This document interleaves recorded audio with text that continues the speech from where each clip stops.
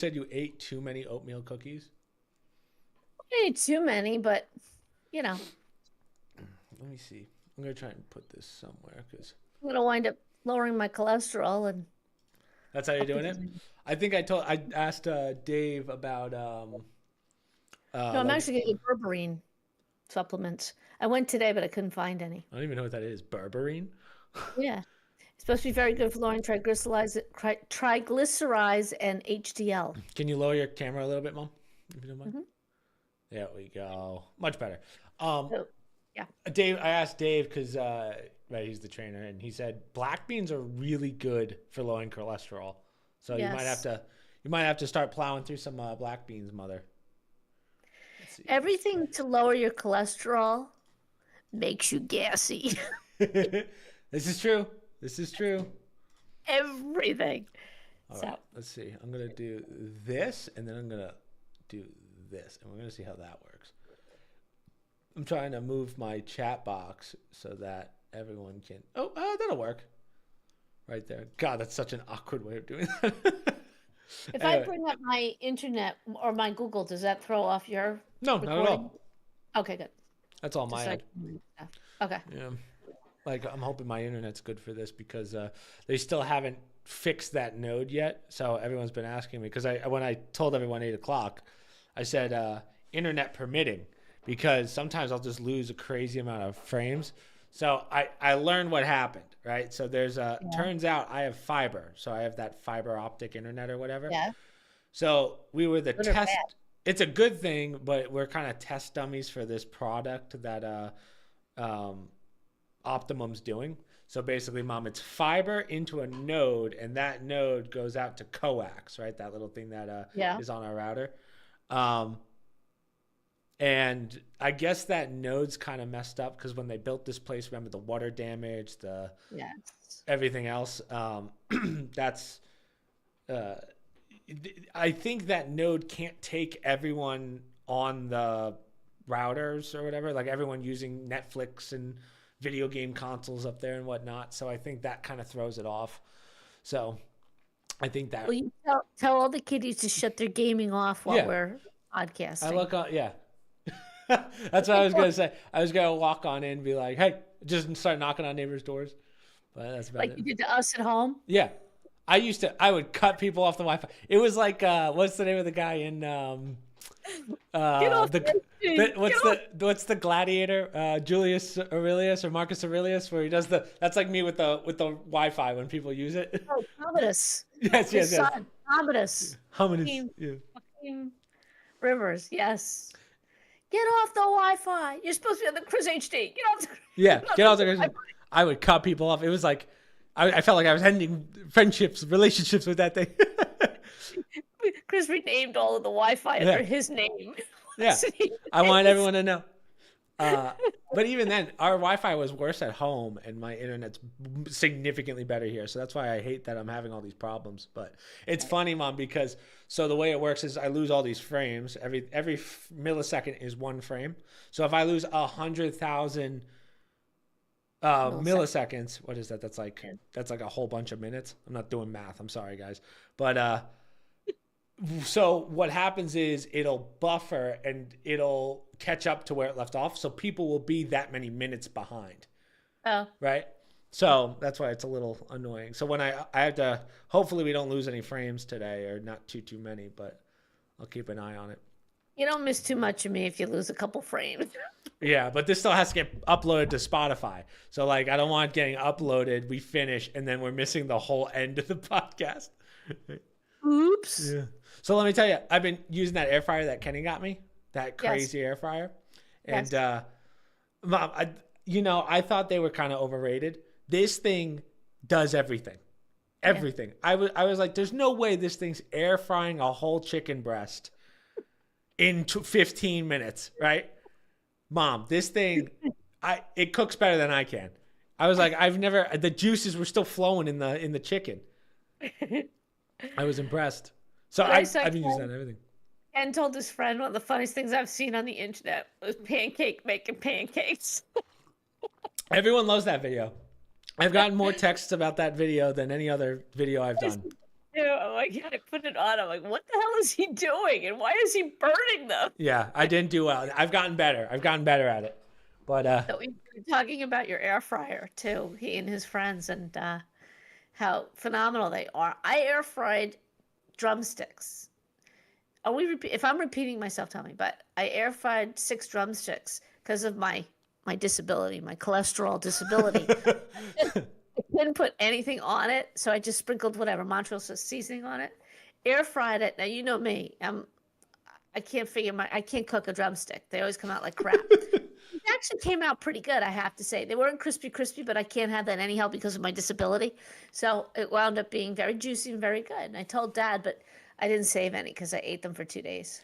I've been so what I'll do at Harris Teeter is they actually sell like big bags of wings, right? Yeah, Kind of like little drumsticks. Not like it's not like it's more so like what I used to get at the rail, right? those are wings. Yeah, Drums. like Oh, actual okay. wings, but they're pretty big. And Yeah, what I'll do is I'll defrost them, throw them in the air fryer. But what's interesting, and I had to call Aunt Sue up and ask her about like how this worked. Aunt Sue's my mother's sister, by the way. guru. And yeah, the cooking guru, definitely. And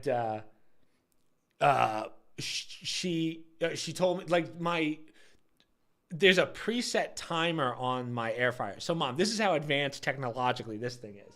So basically, like let's say we had to go to church or something, right?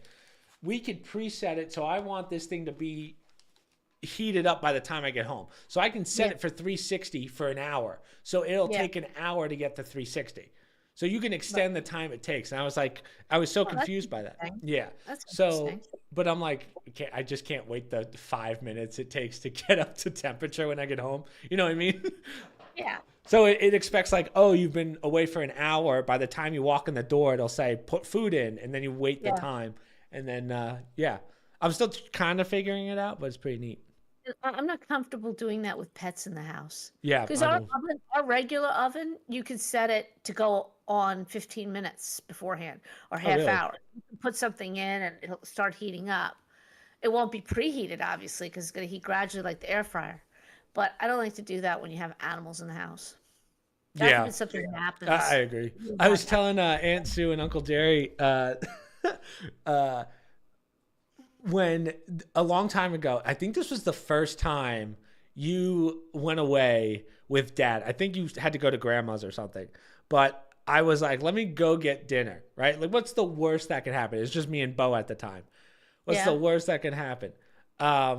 And I forget where I went. I went to like the diner or something. And I come back and there are fire trucks all over the house. Do you remember this story? There No. were fire trucks everywhere. And I was like instantaneously, you just think the worst case scenario. You're like, there's fire trucks. What happened? Did the house burn down?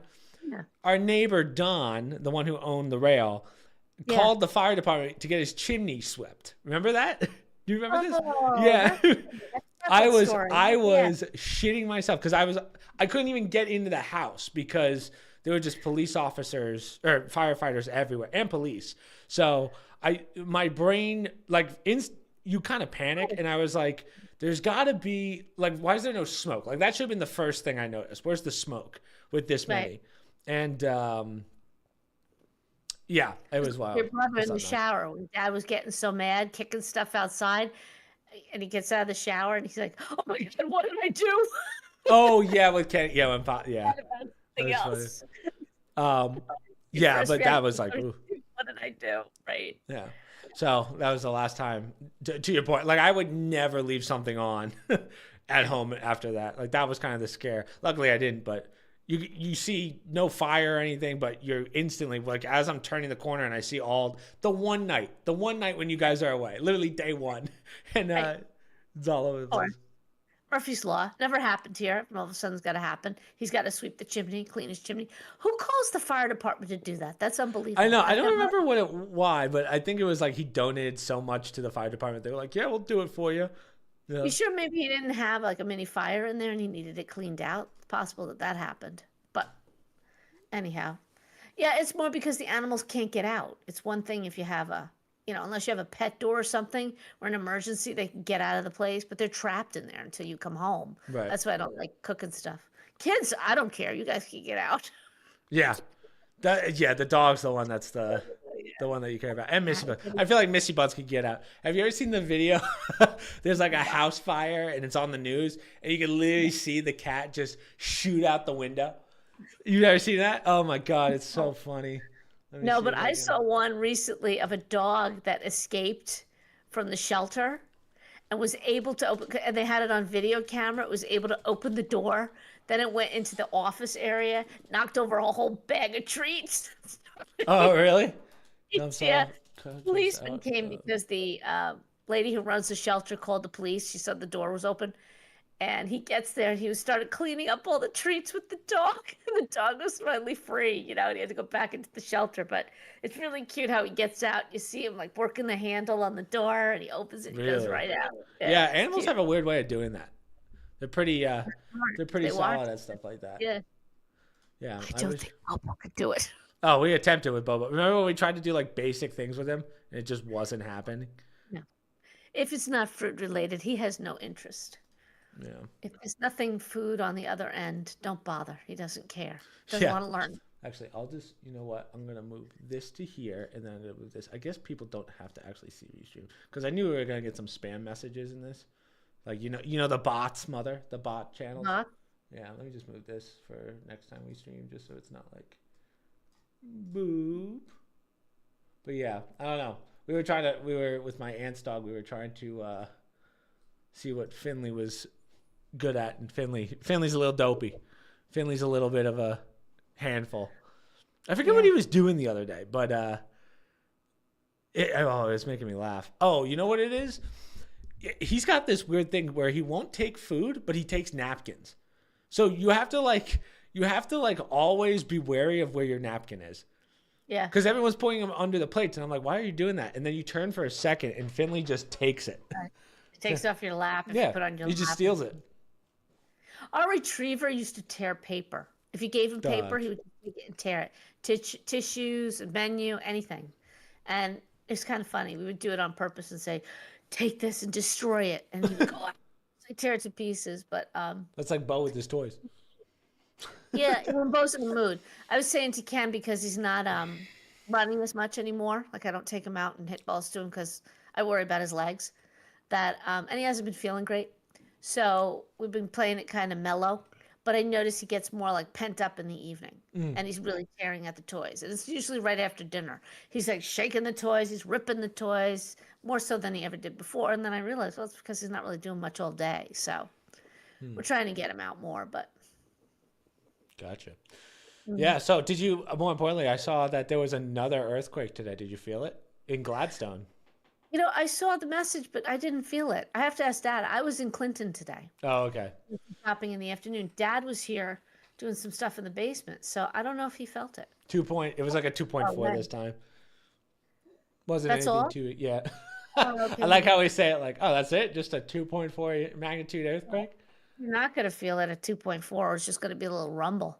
They had a lot of aftershocks. I didn't feel them all the last time, but Mrs. Greta, my friends felt a lot of them afterwards. Like, oh, we had a little one today. And then, the Bridgewater reporting, the neighborhood thing. Mm-hmm. Every day people reporting earthquakes. I'm like, come on, people. It's not going to be coming. I think people are starting to, like make it up. Any little rumble they feel, oh, it's another earthquake, which is an earthquake. Remember, we live near the highway, so every other day we feel the trucks. Like, is it a truck or is it an earthquake? Right. How was Kenny's? I know you went to visit Kenny over the week. Give me the details, Mother. Fun. Well, it was a ton of work, because he needed some stuff. Yeah, because he had a closet right when you walk in on the left side. It was just a closet. There's no rod, there's no shelves, nothing. It's just space. And for those of you who live in apartments, you're lucky you have extra bedrooms. There's no place to put your stuff. So he and Matt were throwing everything under the sink and around the washing machine on the other side, and there really wasn't a lot of room there. Wait, hold on. So you're saying the second you walk into the apartment, there's something to the left? There's a closet right to the left by the front door. And then on the right is the washer dryer, which is a stackable. So you don't have a lot of space in that area, a little bit on the sides. So they had everything thrown in there and then under the sink in the kitchen. But, they had pretty much just moved in, and your brother's not very good about taking the time to organize things. And, Kenny's the watching. goal, I don't know if Kenny's I know. watching. Yeah, I've told him many times that if you take the time and kind of put things away, it's a lot easier to know what you have and whatnot. But that closet was a disaster. So they had thrown the air mattresses in there, a little bedding on top, not organized, just literally thrown in there. So they really needed a shelf. So Kenny and I took a trip to IKEA and got a shelf and a desk because he had that L-shaped desk, and I needed a straight one to put his monitors on and stuff. That gave him more walking room in his apartment. Gotcha. But it's very nice. I love his shades. He's got a remote control Yeah, he shade showed me. Yeah, down. Yeah, I it's liked great. his view at night. I don't know Beautiful, yeah. yeah. I like how he's got more space for that deck. Like I always felt like that his old place. I felt like you walk outside and maybe I'm just remembering it wrong, but I felt like the railing was right there. Yeah, it's a shorter distance to the edge. He does have more room. We opened the door a crack. It was gorgeous out, especially that high up. You get the breeze. So because he has the cat, we don't want Missy going out. I said you have to go get some screening and just build a simple wooden, that you can push up there so she can't get out. Even if you put a chair on it to make sure she doesn't get out, and just open the door every once in a while. I mean, you can trap her in one of the bedrooms and open the door for air, Yeah. but if you're in there, I said you're not leaving her if you're watching TV or whatever. This way you open it up. What a difference to get the breeze in and air the place out. So everyone, Mike's the same way. They all go for the air fresheners, the candles, and whatnot. But you're just putting more smell on top of other smell, and sometimes it's good, And Kitty can smell too. She's between the litter box and everything else, which surprisingly Kenny didn't clean out that often, as you can imagine. So that adds to the smell. So they're not So just using a bathroom like the last time. Missy doesn't have her own bathroom.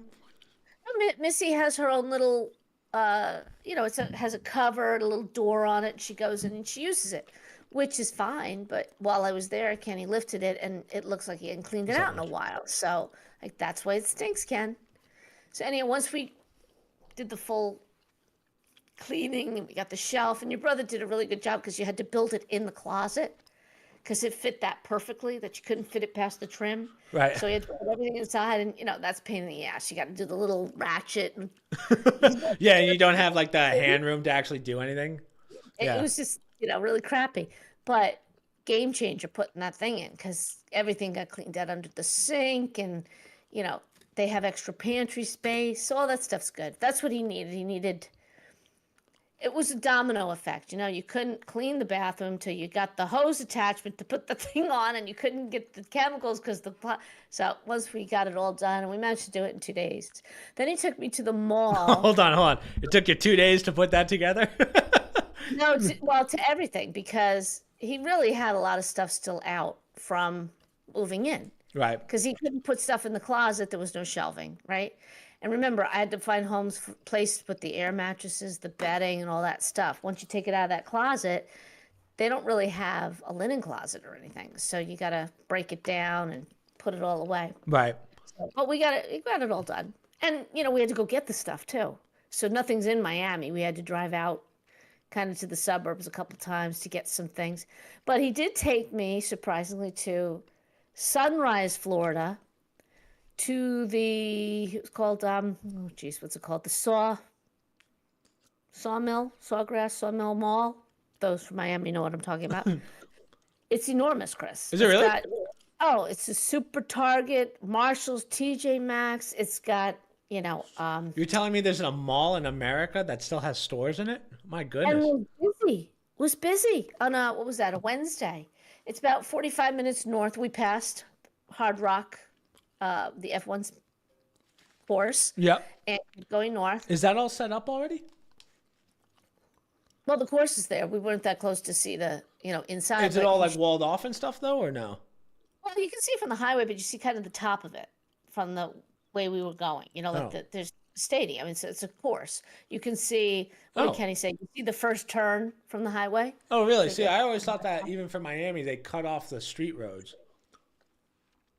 Well, they may do it down below. We were on the highway, so we passed gotcha, it on the highway. I see what you're But saying. on the far side, it was on the would that be the southbound lane? We were heading north to go to the mall. Right. So it was a great mall because everything was right there. And we didn't even hit, we only went to like 4 or 5 stores, and that took quite a while. People walking around with luggage. I go, what's with the luggage? Is there an airport nearby? Like they're killing time at the mall? And Ken said, no, people do that because they buy so much they can wheel it around. Oh man, that's like that's like the next level next to those motor scooters for the people that don't even need them. Yeah, You know, yeah, just throw everything in the back. yeah. Start They trucking had it the around. Willy carts. Yeah, Willy carts through the mall, the luggage, the check luggage and all that. Right. Let me share with you this because you'll appreciate it. So, heading home, I'm on American Airlines going home. I was gonna ask And how I'm travel was. I'm in the eighth seat. I'm literally the first seat behind first class. But I'm in the ninth boarding group, which is like the last Really? boarding group.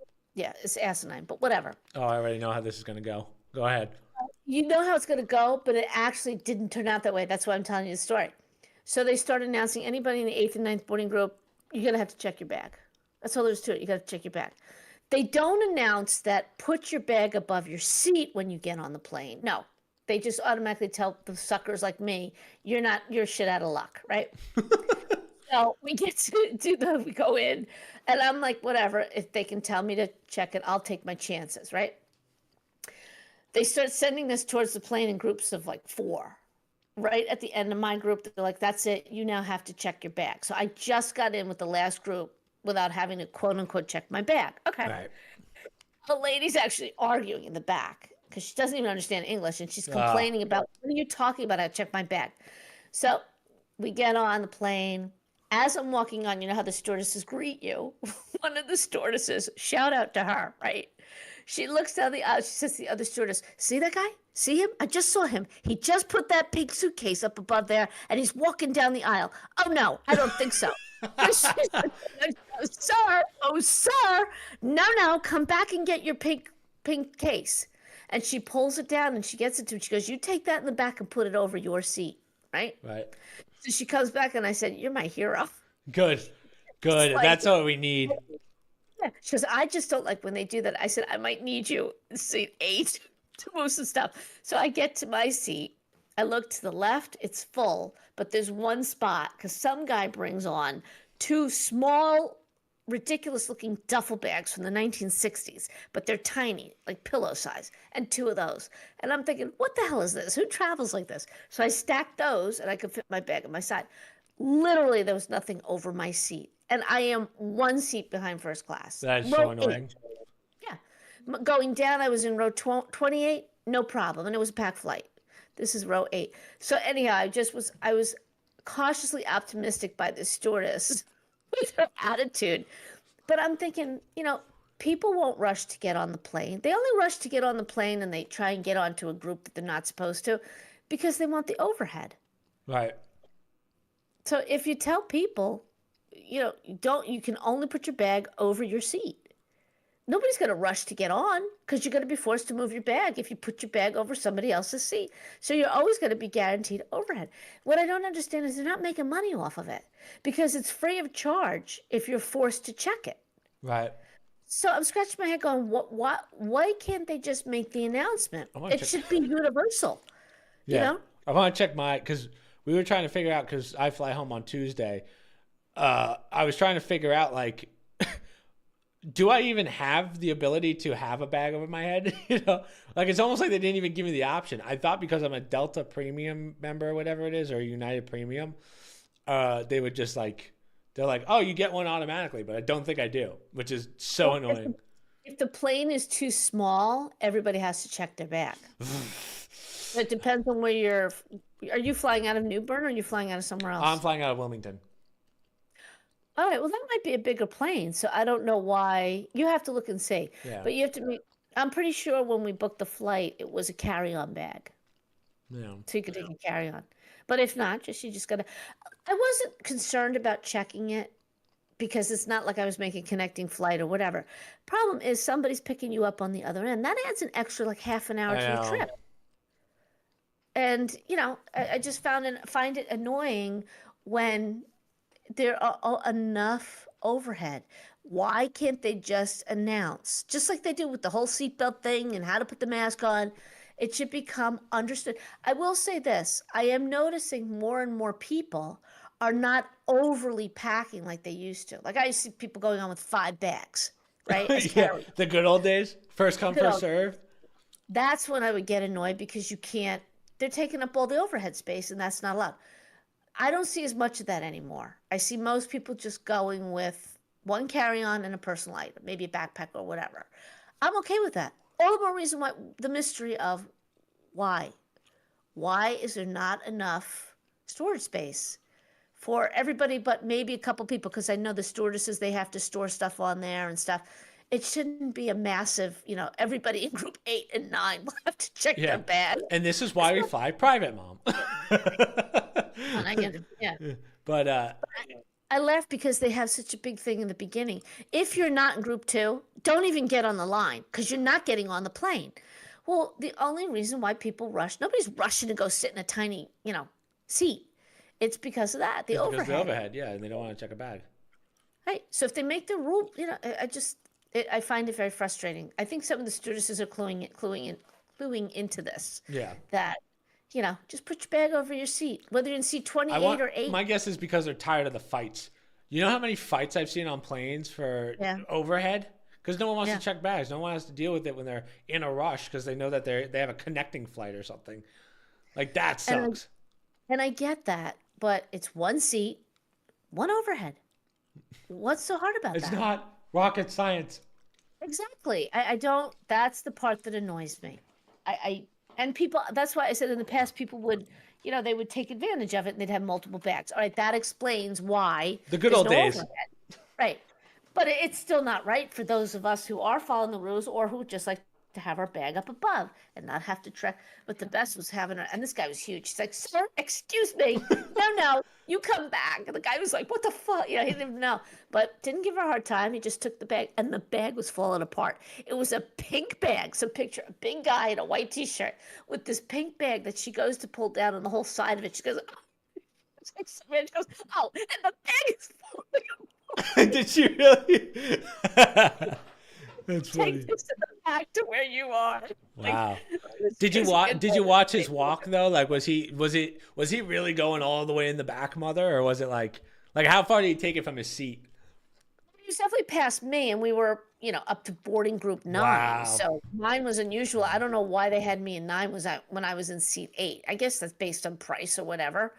I toyed with going first class, but then I said, it's only, 3 hour. First class is good if you're doing a 5 hour flight or something. Seemed like a waste just be coming home from Miami. I didn't need to rush. It's not like I had to be on the plane. And I had the seat available, so I took the seat 8. Oh, I'm sure I paid for it, but Yeah. anyhow, no, just the principle of it. I'm like, good, call him back Well, because I wonder how. Right, I think it's American Airlines does the whole uh, like first come first serve. Like there's no seats or whatever. You just get on and you pick a seat. That's got to be such a shit show.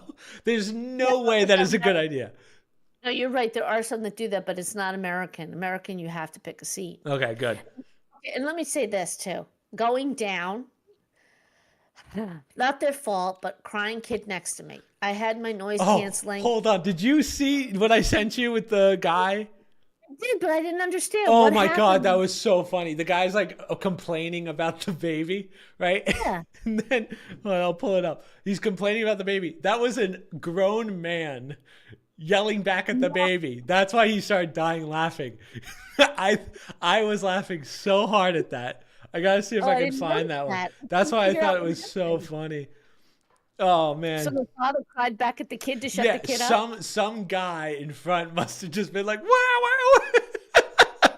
And that's why the guy started dying. I had to send that to Uncle Ray because Uncle would love that because he Yeah. travels so much. So Oh my I God. just I thought that was hilarious. I gotta Yeah, find that because one. these parents, especially the father, was doing his best. They had everything for the kid, the drinks, the this, the that. So, and the kid was good at some point. It wasn't the whole trip, but once he started crying, he really started crying. And then there was another one in front of us.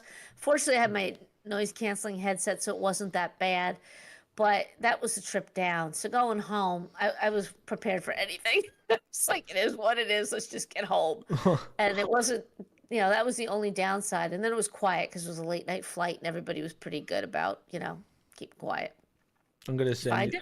I'm hoping. Oh wait, hold on. I gotta download it from the messages. But yeah, I will find it. I was laughing so hard at this when I saw it at like 3 a.m. I'm trying to sleep. I'm like, tell that it was a guy doing it. Like I didn't know what the person did. I thought it was just the kid crying. Some guy turns around and you could just hear him go wham wham. The guy is laughing. It was so funny. Hold on, guys. I'll play it for you. Oh, I was dying so hard. Why can't I? It was a relative. Oh yeah, but I just like the guy's like, oh, next to the screaming kid again, and then like that's what you have to do. Save video. There we go. Then I could send it. It's your magnet to it. Yeah, at least the parents were doing stuff, and the father tried. They had everything under the sun for the kid. It was just the other thing I would recommend, and I shoot this out to anybody listening with children. Somebody told us a long time ago, because we used to travel a lot with you guys when you were little. Right. Yeah, you do the bottles. Yeah, you do all that stuff. But lollipops, they can lick the lollipops, which gets them swallowing and helps with their ears. Oh, does it really? Yeah. Well, I just remember all the gum you would give us as kids. Let's see if I can. Well, you can't do that when kids are really little, and they'll say, "Oh, you can't give a child a lollipop." Trust me, you can give a lollipop to a kid when they're screaming on an airplane. Yeah, right. Let's see. I'm trying to think of how I would even show. But ironically, the dogs on the flight didn't hear peep out. Really? Do you feel like there's a lot more animals? Like, did you notice a lot more? I wouldn't say more, but you're consistently getting 2, like on a flight now. And there might have been cats and stuff that I didn't see, but I love animals, but I'm not a proponent of that. I don't think it's good for the dog. I don't think it's fair to people sitting on the plane if you happen to not like dogs or cats or whatever, or be allergic. So I don't know why they're allowing this to the extent they are, but they were very good. Can you see this, Mom?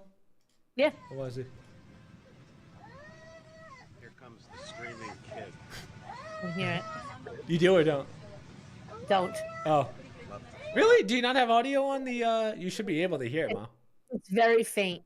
Oh, because you can control the audio. If you click on the screen, it'll tell you. Like you can control it in the bottom right, I believe it is. Okay. But I thought this was you're right. so okay. funny. Here comes the screaming kid. Love to fly. Gonna be my seatmate. Here he comes.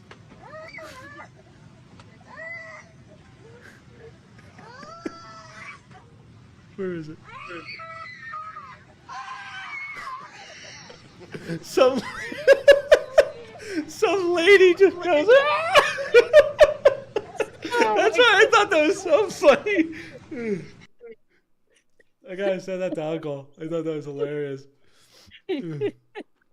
Oh, Good one. I should clip that just because that's a good one for social media. If no one's seen that. Yeah. God, I gotta remember how to using 2 Discord. This is why we need a producer, Mom. It's so hard going back and forth. But yeah, I'm curious how my trip's gonna go on Tuesday. So I don't know if you know the plan, and I'll give you the rough plan. But I come up Tuesday, then I head down to Miami Friday, and then I come back to New Jersey because I was gonna go back to New Bern, but I was like, I'd rather be home for more than 2 days and then stay like all of next week, or like a good chunk of next week. Staying the following week also? Well, yeah, because I'm technically only there for 2 days tops. So like, I come home Tuesday night. Wednesday, Thursday. Thursday. Yeah, so Wednesday and Thursday, you're leaving. Friday I morning. leave, and then we're there till Sunday. And then the idea is I go back to New Bern and then just stay. But I was like, I'd rather spend more time at home. So I'll probably stay till like the Wednesday after that or whatever.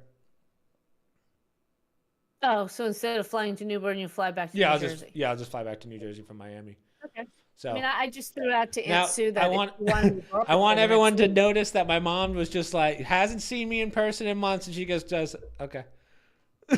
She's like, all right, I guess. Whatever. Have you picked out a puzzle for us to do? Because I swear to God, if you don't, did you finally put? No, we never finished the castle. So is that We still have in it the on the dining box. room? No, I Oh, put it okay. It's like, into the box. Yeah, no, oh, you it's just in took all the in the pieces and like, they're all intact. I just yeah. layered them and put them in the box, so that's it's still good to go. We could just put them all out, try I and figure it I out. don't remember if I posted it in Discord or not, but last time I was home, my mom forced me at gunpoint Oh, to do God. to do a 3D puzzle that we were like, "Oh, this is going to be easy." And then we realized there's no picture. There's parts that are purposely missing so like it's supposed to stack together, and it just did not stack in the I slightest. For some reason I was checking out at Target and at Kenny's, and I'm putting all this stuff on there. At the very end, there's a Lego Lamborghini. Yeah. It's like $400 probably. It was a small one. I'm like, what the hell is this? And there's your brother, like, Mommy, mommy, buy it for me. what the hell? And at that point, I'm like, I'm not putting it back. Just leave it. We get home and he puts it together, and he has a stadium, the Beaver Stadium Oh from yeah. Penn State. That's all made of Legos. And I see him go, here I am driving up in my stadium. Okay. A little bit bigger than the stadium, but it's like a little toy size thing. Oh, this is sad. So sad. Well, I want to You're get right. Kenny for Christmas. I want to get Kenny the one mega present, which is the that freaking Star Wars thing that he's always wanted. It's like $800. But I was like, I don't know. One, I don't know if Kenny has the room for this. Two, I don't know if Kenny has the time for this. And three, if he does build it, which the first thing he's going to do is build it. How's he going to get from home to Miami? Understand that we just got back from the store. There's crap everywhere in the apartment to be put away. Oh, and things yeah. to be done because we have projects. He's there in his kitchen table. Oh, he's. I'm cleaning the place, and you, yeah. He doesn't even answer me. He's like a little, Yeah. little savant kid doing puzzle. And then I see him go, here, man, you're driving. What does Matt Nee think of all this? Is Matt Nee just watching this? Is that what's going on? I just went to my friend. That was with his dad at a trade show. So it was just Ken and me, which is actually good because, when you're doing a lot of work on the place, I didn't want to have to, be stepping over Matt or feeling like, Yeah. One night Ken's friends came back to watch the end of the Panthers game, the Stanley Cup, Right. Panthers versus Tampa, which was fine. But then I felt bad because I didn't want to keep walking in front of them to go back and forth to the kitchen to clean stuff and whatnot. So we lost a little time with that, but it was fine. I got to meet his friends and they got to hang out a little bit. Kenny's TV is great. The 72 The inch one thing. that Dad mounted, or is it a different one? It's really nice. It's a great picture. Doesn't be and my very- projector. I refuse to believe it. Yeah, I have to see the quality. Like, I haven't seen the projector in full. Oh yeah, full night mode with the. I saw somebody's house, like one of those design shows. They framed out a portion of the white wall with a white frame just for the Really? projector. Well, That's the next idea. step is the TV right at the end of the bed that rises out of the cabinet. Have you ever seen those? Well, yeah, you could do that, but 72-inch coming at you. That's the way God intended. Unintended. Oh, who knows what Dad will wind up with? There was a legit moment where I was like, what if I cut out a hole in my mattress so that I can shoot it to the ceiling and I don't even have to sit up. I can just look like this. Pillow and everything. Well, Grandma went to the dentist. They project things on the ceiling. Right. Oh, that's kind of cool. Yeah. Yeah, I was like, oh, that's really neat. But it wasn't anything worthwhile. It wasn't like you could put on a TV show with a drawing. It's them watching. It's you watching them drill into your teeth. This is where we go into your jawbone. Show you your root canal. Yeah. No, I think it was Jesus. pictures or something that they project up there. But I thought, well, that's nice. You got to look at something. It's better than that light shining in your eyes. Yeah, the that's whole true. Yeah, I don't know. It's been a while since I've been to the dentist, but I had to go on Thursday or whatever, Yeah. and then I'm getting a haircut tomorrow, so it's gonna be Oh, you're doing it down there? Yeah, I didn't want to. It was too short because, as I said, that the idea that I just told you isn't completely set in stone. So yeah, we're trying to figure that out. But so I'm just gonna have one of our friends do it because she's doing me a favor. So I was like, please do it. The mystery is when Susan's coming. It sounds like she's coming with me, so Tuesday. But you say that, but I don't know that she knows that. Yeah, well, we'll figure that out off camera. But Yeah. yeah. So I don't know what the entire game plan is, but I think that's probably going to be the plan. I'm going to head up Tuesday and then hang out with you guys, annoy you Well, you guys. couldn't come on Tuesday because you already have your ticket. Yeah. Well, the You idea said was I could you were move there. it, but yeah. So Oh, you could move it if you had to?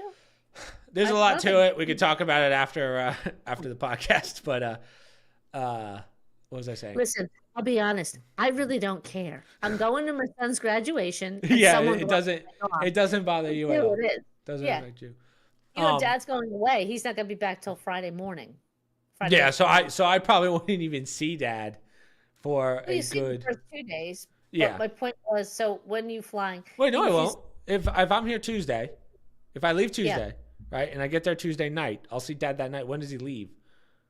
Thursday. Oh, okay. Wow, so he's there for a day. He's going to Yeah, Toronto he's for a going day. overnight. Oh, Well, oof. I think it was supposed to be longer, but Mike's graduating, so he's got to be No, back. I guess that's true. Yeah. Right? I mean, I think he could have flown on Friday night or Saturday morning, but I was like, oh, there's this little thing called your son's graduation.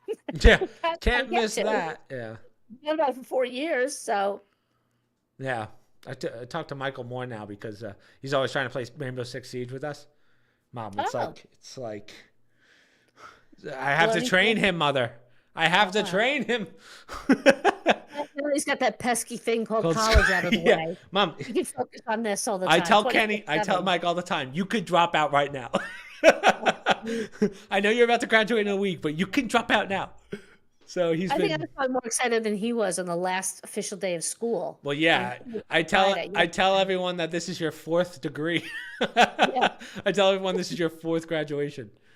Well, I was saying to Dad, I was like, "Oh, I'm so excited! It's Friday, last class day." You know, I remember that feeling, and then I realized, oh, Mike was done on Thursday. He doesn't have classes. on Oh Friday. yeah, so he's done. Late. How's I it go, "Oh, how's it yeah." feel to finally be done until we have grandkids? Yeah, yeah. I don't miss it. I don't think it. Well, I'm glad it. Well, we can segue into one of the articles because USC canceled the graduation. And it's so Yeah. funny. I was saying to Dad last night when I read that, I go, I would be so pissed right now. I know any parent would be, but especially me and parents of the kids at this grade because they got so screwed with high school graduation because of COVID. Right. And now they're doing it again to these kids for college. I was just like, I would be livid if they did that right. You okay? Yeah, no, I'm just trying to share my screen. There we go. Yeah, go ahead. I would be livid right now if they did that. And don't you know, the next day I saw an article about how all these parents from USC are beyond pissed because these are the same kids that lost their high school graduation because of COVID 4 years ago, right? That was Right. Mike. Had no senior prom, got stuck graduating in a football field where I Oh. could barely see him, where everybody was separated. And even that was like we're going to try and give you some sort of graduation before you leave high school forever. Yeah. It's had no orientation because of COVID. The whole routine, then there were no activities. Everything was Zoom. You couldn't join a club or anything. So now you finally get to graduation. What do these pricks do? They decide, oh, you're not graduating at USC. And it's USC. These people are paying a shitload of money for these kids to go to that school. And now because you can't control the pro-Palestine assholes, your kid's not going to They graduate. did a whole thing about when the whole blocking off roads and stuff. Like the way someone said this to me. I forget if he was a cop or a military dude, but it made so much sense. If a country dropped a bomb on a major highway, right, we would consider that a terrorist act. And the reason it's a terrorist act is not only because it's a weapon, but you are Disrupting the you're flow of disrupting the commerce. flow of commerce. Yeah. Yeah. So if people block off a major highway or routes, isn't that considered a terroristic act? Because you're In my mind, yes. yeah. So I'm surprised that they're not charged as terrorists. Because law-wise, you would. Well, they're doing in all the cities where those attorney generals will not charge them with that crime, and they should. Yeah. Absolutely. Because I think they get charged under protesting, but I believe protesting is fine legally, but you can't block roads. But for some reason, we just allow it. We're like, oh, okay, go around. Well, again, you can have laws, but if the attorney generals of your or district attorneys of your cities choose not to prosecute, they get away with it. Yeah. But you know what? If those were pro-life people on that bridge, every one of them would be thrown in jail. Oh, probably. Yeah, But, that's how it and works. that's where I just read a great article in Primus, which is the Hillsdale. They publish, tend to be conservative writers or constitutionalists, and he pretty much broke down in one spot for those of us following it how how attorney generals are working against the Constitution. These DAs, not attorneys, but the district attorneys, the Alvin Braggs, right, the one who's prosecuting Trump in New York, and Letitia James, and the one Fannie Waits.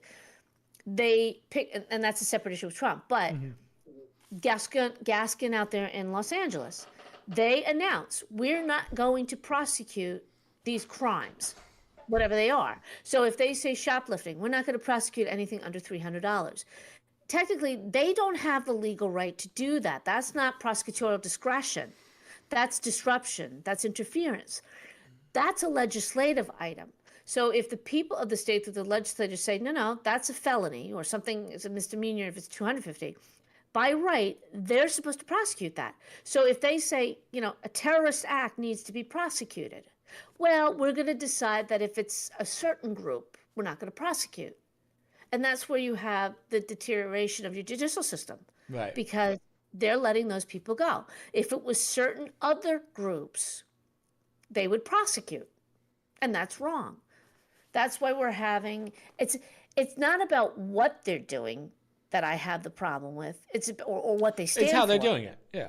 It's how they're doing it. And it's not right when you throw in, for instance, anti-abortion people who are praying across the street from a clinic and they're being prosecuted and people are shutting down. Well, it's kind of like the, work. yeah, it's the same concept of the BLM movement. The concept's great, but once you start destroying cities, right? Yeah, it's that you void your point. So right, and I'm old enough to know all these groups that had to fight for their right to protest for things. Nothing like what we're seeing today. Just literally to protest outside of a clinic or protest outside of school. And all these rules were established. You must be 20 feet from the front door. You have to do this. You have to do that. Fine. And people would follow it, whatever they're protesting. Now, all of a sudden, it's like you can do whatever you want to. No, only certain groups can do that. And that's a problem with our judicial system. That needs to be cracked down going forward. You can't keep doing this and think that society is going to survive. I also saw another interesting article that's like, you know what? I don't care. You got the pro-Palestine people going up against the pro-Israel people, none of whom like America. yes. Let them implode. Let them go out. But when you stop traffic for people who are indifferent or could care less or, don't want to get involved at all, then you got a problem. Yeah. Because you're emboldening people to do that. It's funny, and maybe I'm just not like as in tune with the news anymore now that I'm not home. But like, I feel like even now between the Russian and Ukraine war, Palestine-Israel war, I know that there was a bomb dropped on, was it Iran or whatever? Or Iran. Yeah, that's Iran decided to get involved. Yeah. Yeah. So it's like besides that, I haven't paid much attention to it. Zia, we'll answer questions a little later, unless it's about a topic that we're already talking about. Just because that way we organize a little better. But so yeah, but I just feel like I haven't heard about it very much. Well, I mean, it's right now in the news is all the Trump trial stuff. That's right. Which has gone nowhere. But continue. It's tedious for the average person who could care less one way or the other about the presidency and either one of them, frankly. But yeah, it's unfortunate. They're focusing more on the funding of it. Right. And we recently had another funding of these wars. Everything's getting tied to, well, if you want to support Israel, you have to give money to Ukraine. And, it's almost like they're blackmailing each other in Congress. And everyone's issue to money, we have no idea where it's actually going, right? We still don't have any trails that say where all these billions of aid money are going. Right, a fraction of which could fix our border. Could have. A fraction of that money. And more people in this country want the border fixed. Not just conservatives, not just border state people, but people around the country wanted something done at that border. So that's another side of it where this funding is ridiculous. They're not listening to the majority of the people in this nation. Yeah, there are plenty of people who want to fund these wars. They'll do it endlessly. But the majority of the people in this nation, they don't want to right now. Oh And yeah, yeah. they're in denial about the whole inflation and, everything Oh. else. People are struggling. Well, They're I was really watching. I don't know if you watched the Tucker Rogan interview, but Tucker brought up a good point, and I've never actually been to Washington D.C. except for like work stuff. But apparently, Union Station, to get from Union, like a lot of these politicians come in on come in through the train, Union Station, and then they'll go over to the what's the name of the House of Capitol? Commons. Yeah, House of Commons. All the buildings, all the government buildings. Congress. Thank you. Yeah, the Yeah, Congress. Congress and- building and all that. Right. There's like a slew of like there's a whole area of just homelessness from that train station to the Capitol, essentially. Okay. And Tucker brings up a good point. How do they drive or walk past all that and not go, oh, maybe we should help these people first and not other countries, right? It kind of tells you that there's other motives besides helping another country. So, Yeah. I mean, apparently it's just as bad as like Skid Row in California. Yeah, I mean every city has it now, and they don't care. They don't, they don't care. Or God forbid you say we're going to put the money towards these individuals. My understanding, and I didn't track it, but this recent bill that wound up funding all these wars, and Mike Johnson, who's supposed to be a Republican, supported it, and he's really in trouble over this. It started as an HR, a House resolution, to help the veterans. All right. And by the time it went from the House of Representatives to the Senate reworked all the language of the bill where it had nothing to do with veterans. It came back as something to do with funding these wars. So it goes back and forth. But the irony is, and citizens don't understand this, it started out as, oh, this is a veterans bill. So everybody's like, oh, that must be great. We're going to help the veterans, if you care about the veterans, right? By the time it was done going back and forth, it had nothing to do with the veterans, or very little, and they wound up plowing in all this other garbage. So everybody thinks they're voting for something for veterans. Yeah, exactly. Well, because What's to do with that? I was just reading. I didn't add this article, but we were talking about some of the Bitcoin stuff. The administration right now, the Biden administration, is doing a bill on the Bitcoin, basically just regulations and stuff, which we knew was coming. That's not even a question. But the bill came like a day ago or whatever. Like they just put it together. It's 179 pages. They had less than 24 hours to get through it to figure out what's in it, right? And then they're like, oh, hey, take a vote. It makes no sense. They've done that with 1,116 pages for some of these bills. 24 hours and you have to decide. Somebody actually put in, I think it's a procedural rule where if it's a certain number of pages, you have to give them time to look at it. Well, that didn't pass. Yeah, how ridiculous is that? Ridiculous. So, That goes back to the classic Nancy Pelosi line. We don't know what is in it until we pass it. Yeah, that sounds like something Pelosi would say. And Speaker of the House, this is her comment. Well, we won't know what's really in it until we pass it. yeah, And the dumbass applaud that, like, oh, she's so good. She's so good. She's a genius. She's a genius. Wow, she's really a toughie, Oh my gosh. Speaking of the president, Mother, planning for potential presidential transition underway as Biden administration kicks it off. So is this Biden's official, hey, I'm running again, basically? No, opposite. This is what I really, okay. well, not really opposite, but I brought this up because we tend to be very, like cranky about our government and everything and how it's spiraling out of control. This I like seeing because this is an example for everybody. We have what's called the Presidential Transition Act, which because of that, we don't have bloody revolutions every time we transition from one administration to another. Right. And if you look at the big picture and say, one of the great things about our nation is that we don't have insurrections like everybody wants to call January 6th. The jury's still out. And just like that, we just lost all monetizing. I'm saying, if you look at this article, they even reference that. We almost got out of control because of January 6th. But many countries, like we've seen down south, they have bloody revolutions. I mean, it gets nasty anytime somebody gets voted into office. Look at Haiti, for instance. They're having a coup, right? What's great about our democracy, if we can keep it, our constitutional republic, is it's built in that every 4 years, regardless of who's in office, you have to, by right, by May, start planning for the transition in the eventuality that a new person comes into office with a new administration, a new cabinet, and everything. So you have that seamless transition from November when we have the election to January 20th when you have, the swearing in of the new president. Right. And the president, it mandates that each administration must prepare for a potential transition of a new presidential term from one to another.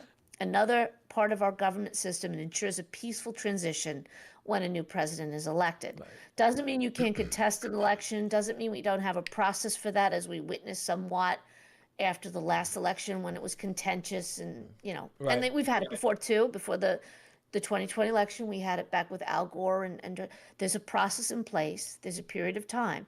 But even before then, you have to prepare so that on January 20th, when the new person comes into office, they're up and running. Part of that process is they get clearance, right? So over the summer, whoever the major candidate is for both parties, right, they get security clearance so they can start seeing classified information prior to transitioning into office. To prepare for that transition, right? Right, right. You might as well start the briefings so that you don't have to start at the start of your term. That's right. There's actually a group. It's the White House Transitioning Coordinating Council. They're required under the Presidential Act to be put into place. And by May 3rd, the Biden administration has already told the person in charge, you have to start putting people in place in every major area who will support and work on the transition so that if a new administration comes in, it's up and running.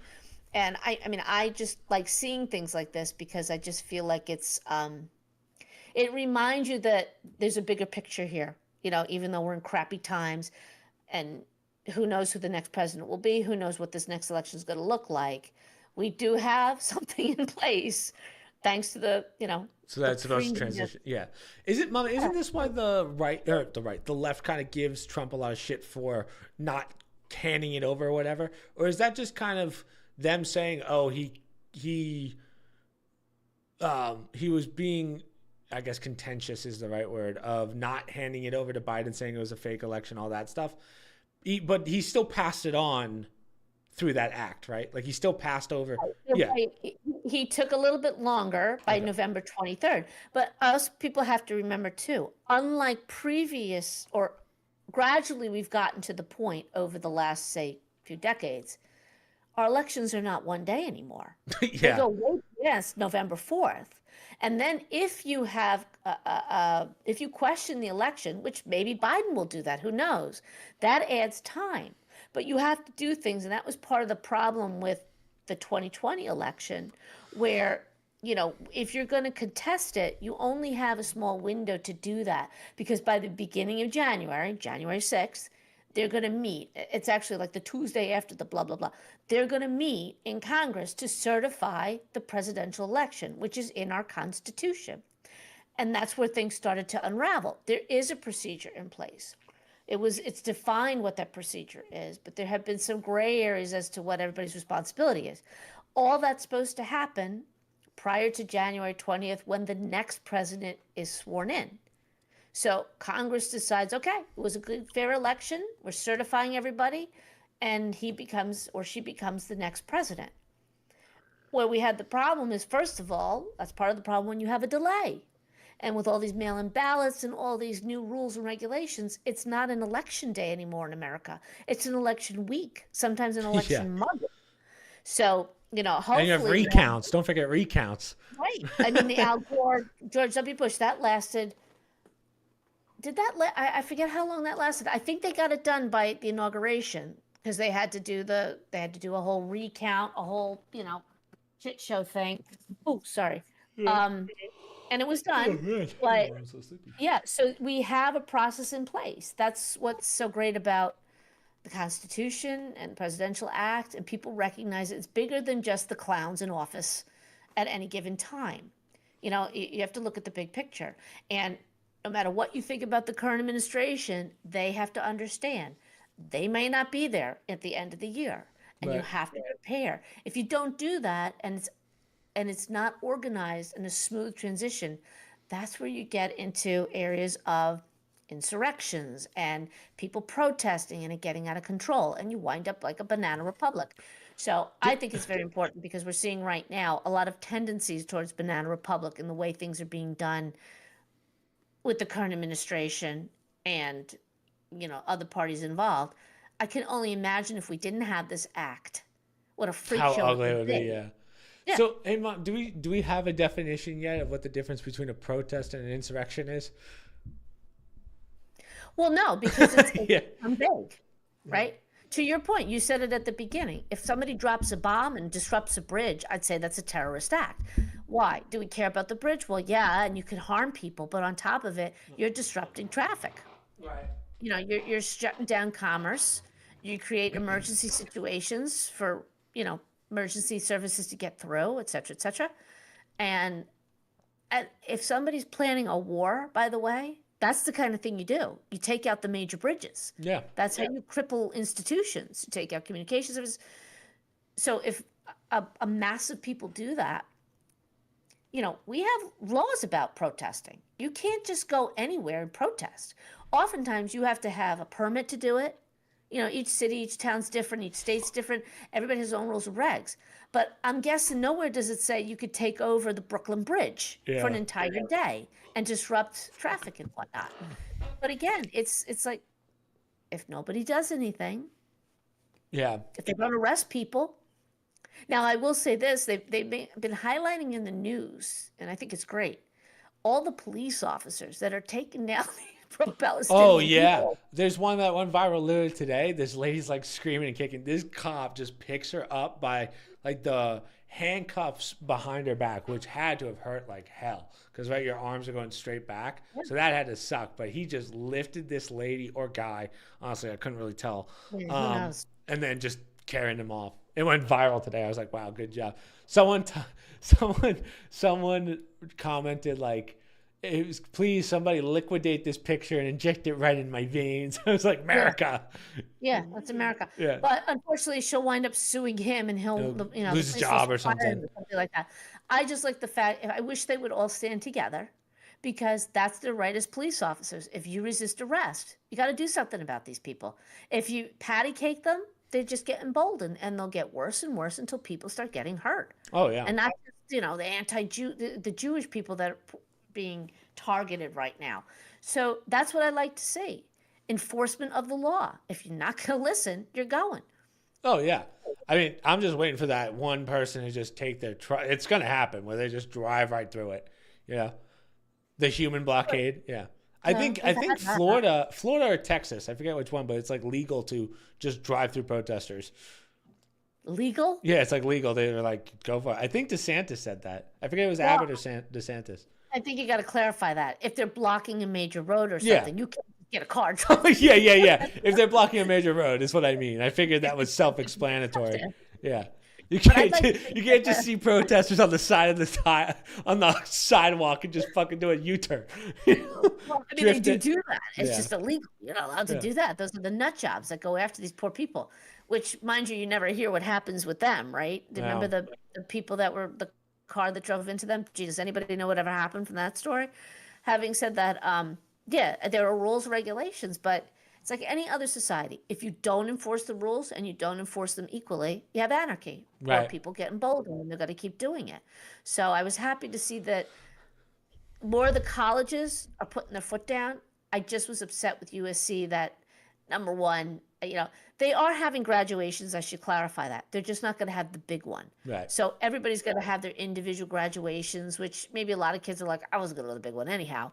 But it's still the fact that you let them dominate the situation and you cut it down for people who worked hard and deserve it. That's not the answer. Gotcha. Speaking of presidents and stuff, not to like kind of spiral it, but did you watch Biden on Howard Stern? Did you hear about this? No, I've been hearing about it though. Wasn't he really like off or something? Not even that. He said he's happy to debate Trump, which is, I don't know. Listen, again, all politics aside, watching him speak in like, it's not that You know what it is? It's not a mental thing. He's tired, ma. You know, he's just straight tired. Like he's so slow and methodical in his, like, you can tell he just wants to get on a beach somewhere with his wife and kids, whatever, and just relax. But they're not letting him. They're not letting him No, at no, no. all. He does that every other weekend. Yeah, good point. And sadly, who knows how much they had to drug that guy up just to get him Get on on that that. Howard Stern It almost last seems night. like, that's what I mean. Like when you watch him speak, and I don't know if it falls under fair use. Like I don't know if I can use it for a live stream, but it's very man, how do you put it? Some people call it like the dementia talk or whatever, or dementia walk, but you can see it in his speech. Like it's just not. He's getting older. That's really all it is. I mean, age is a bitch, but I just when you take Trump and Biden and you're like, hey, if you two were to go into a room and like do a debate, the mental difference is just astronomical. It's never going to happen. It's Never going to happen. And if it does, it's going to be, it won't matter because people will still, he could be a babbling idiot on the stage drooling. And there's people in this country who would still vote for him just because they don't like the other guy. Yeah. Which is a great way to vote. You know, there's times I voted for the other guy because the other one was just, it's just impossible for me. Well, I'm sure you looked at the whatever. policies, and I'm sure you looked at other things, right? Besides just, oh, I don't like that guy. No, I'm saying there's been times when they're just that bad. You know, you look at them and you say, I just can't justify voting for this person. I don't understand how anybody, even, okay, I can't stand the guy, but Bill Barr, right? The Attorney General under Oh, Donald Bill Barr, Trump. yeah. Okay. Even Bill Barr was on CNN and said, I'm going to vote for Trump. Oh, really? And he said, I don't like either candidate because, you know, I don't like the direction of the country, et cetera, et cetera. But I'm going to vote for Donald Trump. And Trump made this, you know, funny Truth Social Post thing about saying him voting for him or endorsing him. And, you know, I think he's lazy, fat, stupid, lethargic, blah, blah, blah. But now that he's going to vote for me, I'll take out lethargic. That's funny. But the CNN lady said to him, you know, how do you respond to that? He goes, what's to respond to? That shows you who Trump is. Yeah. Now, I don't think highly of Bill Barr to care what he says. But even that guy who's been contentious with Trump is saying, I don't like either candidate, but I got to vote for Trump. I think that's how a lot of people in this country feel, especially those in the middle. Like you kind of have to. And I think polling wise, even in New York, I think he's polling really well in New York. Because I think it's just gotten so bad in all these cities. Like New York's basically a lawless city now. It's a shit show. Right. The traditional Democratic voters in these inner cities are feeling the financial stress of the open border. Yep.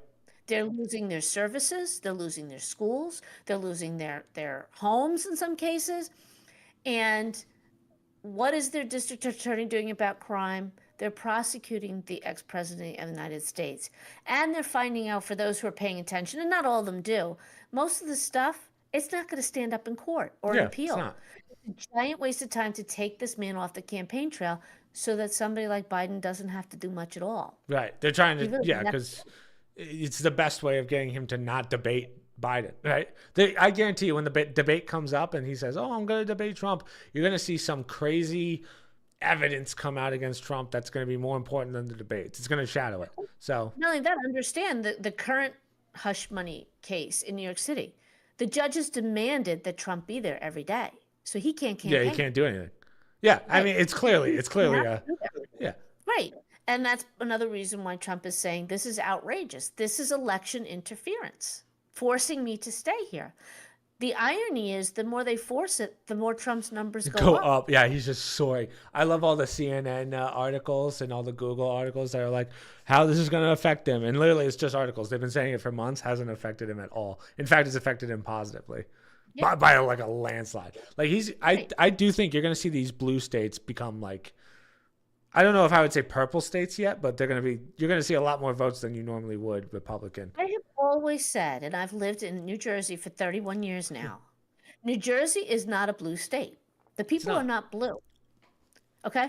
We're the original perfecters of, oh, we just found more votes in Bergen County. That has been going on in every freaking election in the 30 years I've been here, or in all these counties. So they perfected the art of the mail in ballots or finding ballots in other places, legitimate or not, who knows? But our elections have always been dragged out, whatnot. There's a huge group of people in South Jersey, and I saw in Bergen County, of all places, which is traditionally a very Democratic area, pro-Trump, a MAGA movement. They were having their, whatever, a rally. And I think now it's even easier to convince people. I even think we're getting to the point where many of the immigrants who are here, especially Hispanics, when you poll them, they don't want the border open. Oh yeah, They don't want people flooding in. And a good portion of our state is immigrants that have come and, into made our a area. life for themselves. Ellis Island and stuff. Everything Right. do that. But Yeah. I'm saying even recent immigrants, especially many Indians, because we have the pharmaceutical industries and whatnot, they're not pro-immigration. They're not pro-open the border and let anybody in because they understand the economics of it. They're coming from places like that. So I don't believe that this state, New Jersey, is maybe purple, but I think if the conservative movement ever put any money into the state, I think you can turn it, and we're seeing that in other Well, I states. think the bigger aspect of it is like if you look at any state in this country, when you look at the reason that they're democratic, it's always the major cities. It's never the rural cities. Very rarely, if at all, any of the rural cities are blue. And Rarely. this is why the genius of our founding fathers, I mean, absolute genius. That's why we have an electoral college. People always want to get rid of the electoral college. Why? Because then the big cities will determine who our presidents are. Yeah. And that's not fair to people in the suburbs. Like in the old days, farmers, right?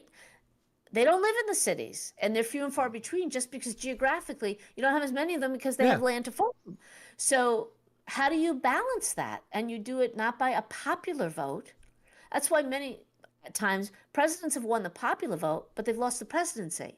And that's why they talk so much about swing states and why they matter.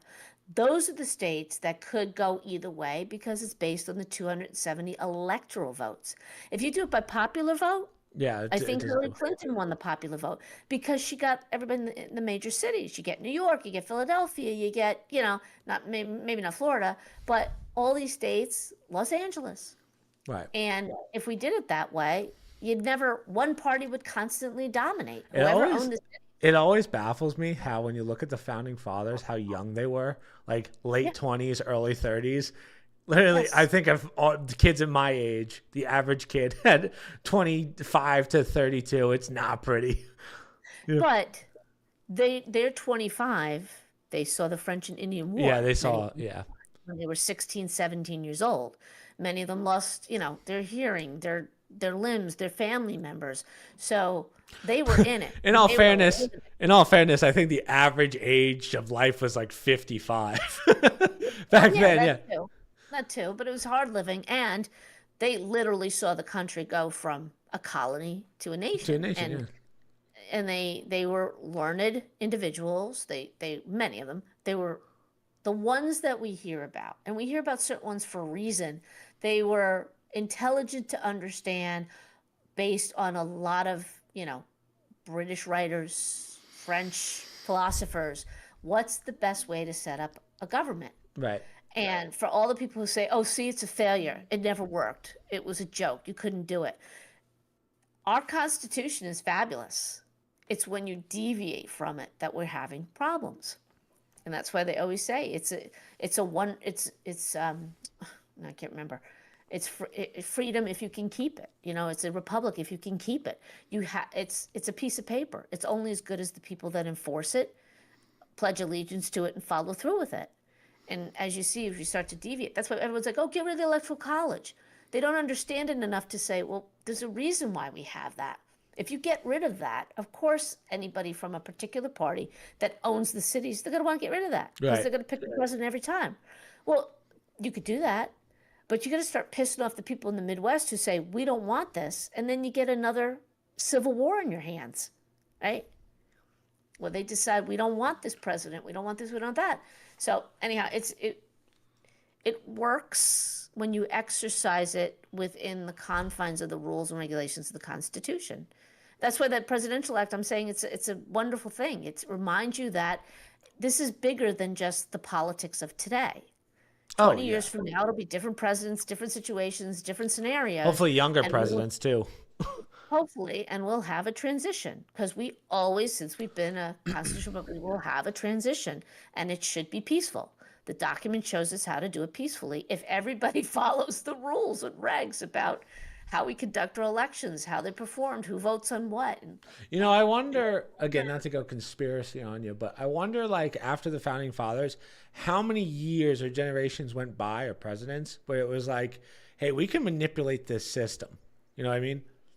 Like, I wonder where it was, like, who was the guy, and it had to, I doubt it was a president. It had to be like some congressman was just the one that kicked it off and realized, oh, we can manipulate a lot of this and get things in our favor.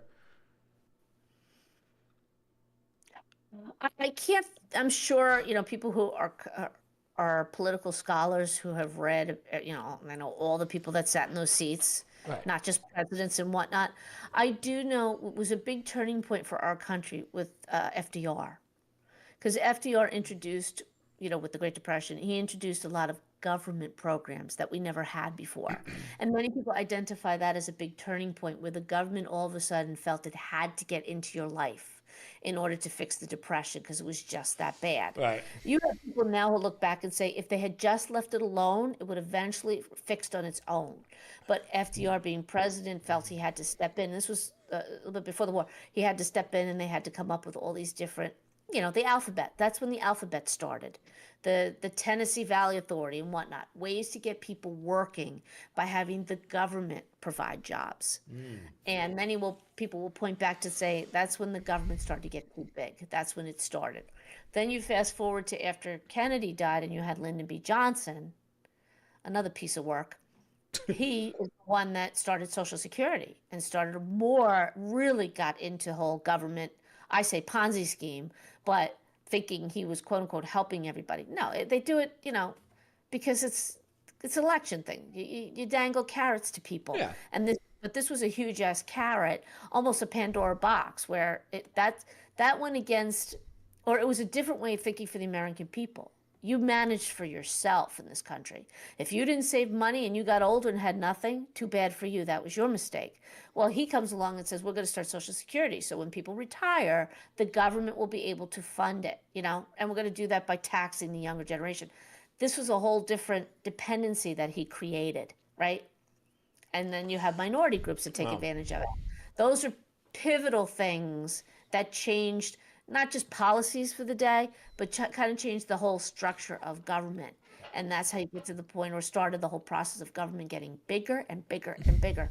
And now it's just crushing. It's way too large, in my opinion. Yeah. I think some Democrats are starting to see that too. Well, I think, yeah, I think a lot of the time, and we've said this before on the podcast many times, it's like one thing I noticed with a lot of the Democratic government presidents is like, or Democrats in general in Congress, it's like they don't really think ahead of what the consequence of their actions is. And I think the best example is with Bill Clinton when he said he started the whole student loan process where like, oh yeah, you could take out a student loan and you just have to pay it back.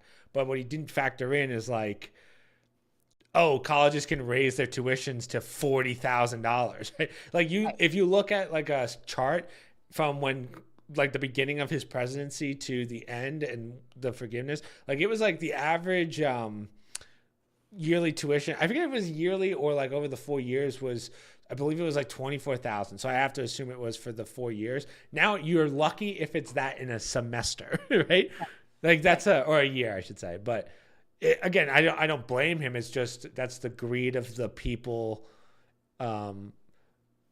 at the top of these schools that can launch their tuition through the roof, right? The trade-off was he said, oh, it's just not forgivable by bankruptcy, right? But that $7,000 you should be able to do.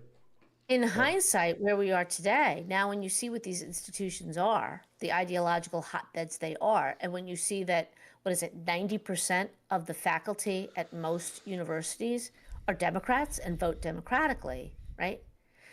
And we're speaking about presidents and coming up with policies, damn, right? You're creating a whole election bed there by dangling these student loans. Let's get these kids in. Let's get them in front of Democratic professors. Let's get them into an ideological area, and let's ingrain this philosophy of socialism. I'm generalizing, but that's basically it, socialism on these kids. And then somebody realized, hey, let's go early. Let's start them in high school. Let's start all this garbage with transgender, and let's dumb these kids down, basically. Yeah. Let's waste time doing this other garbage. Now you got more Democratic voters because they're not going to think. Don't teach them about government. Don't teach them about finance. We'll tell them what they need to know. So when they graduate, they'll go to a college that'll reinforce, hey, hate the Jews, right? Right. And hate anybody who's not pro-choice or whatever the ideology is of the day. And now you've got a president who says, you know what, let's fund it. Let's give them student loans. And then don't worry about paying it back. Right? Yeah, it's ugly. But all right, on to the next one because we just spent a lot on this. What is this? This is something you... Oh, J.K. Rowling. This is to watch J.K. Rowling melt down over men in dresses invading women's... So a couple weeks ago, you remember how the trans community kept going after J.K. Rowling because she was upset about how women are being disregarded by the trans I won't lie to you. I don't pay attention to J.K. Rowling very much. I think we talked about this once before the podcast because they were all attacking her. And, some were siding with her for she has a right to say what she wants to.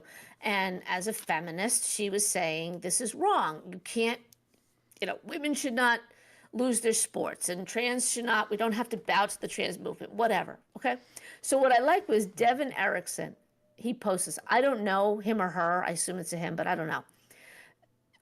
Great way of looking at this. Really opened my eyes. So he was responding to J.K. Rowling criticism, which started again. She was responding to a report recently.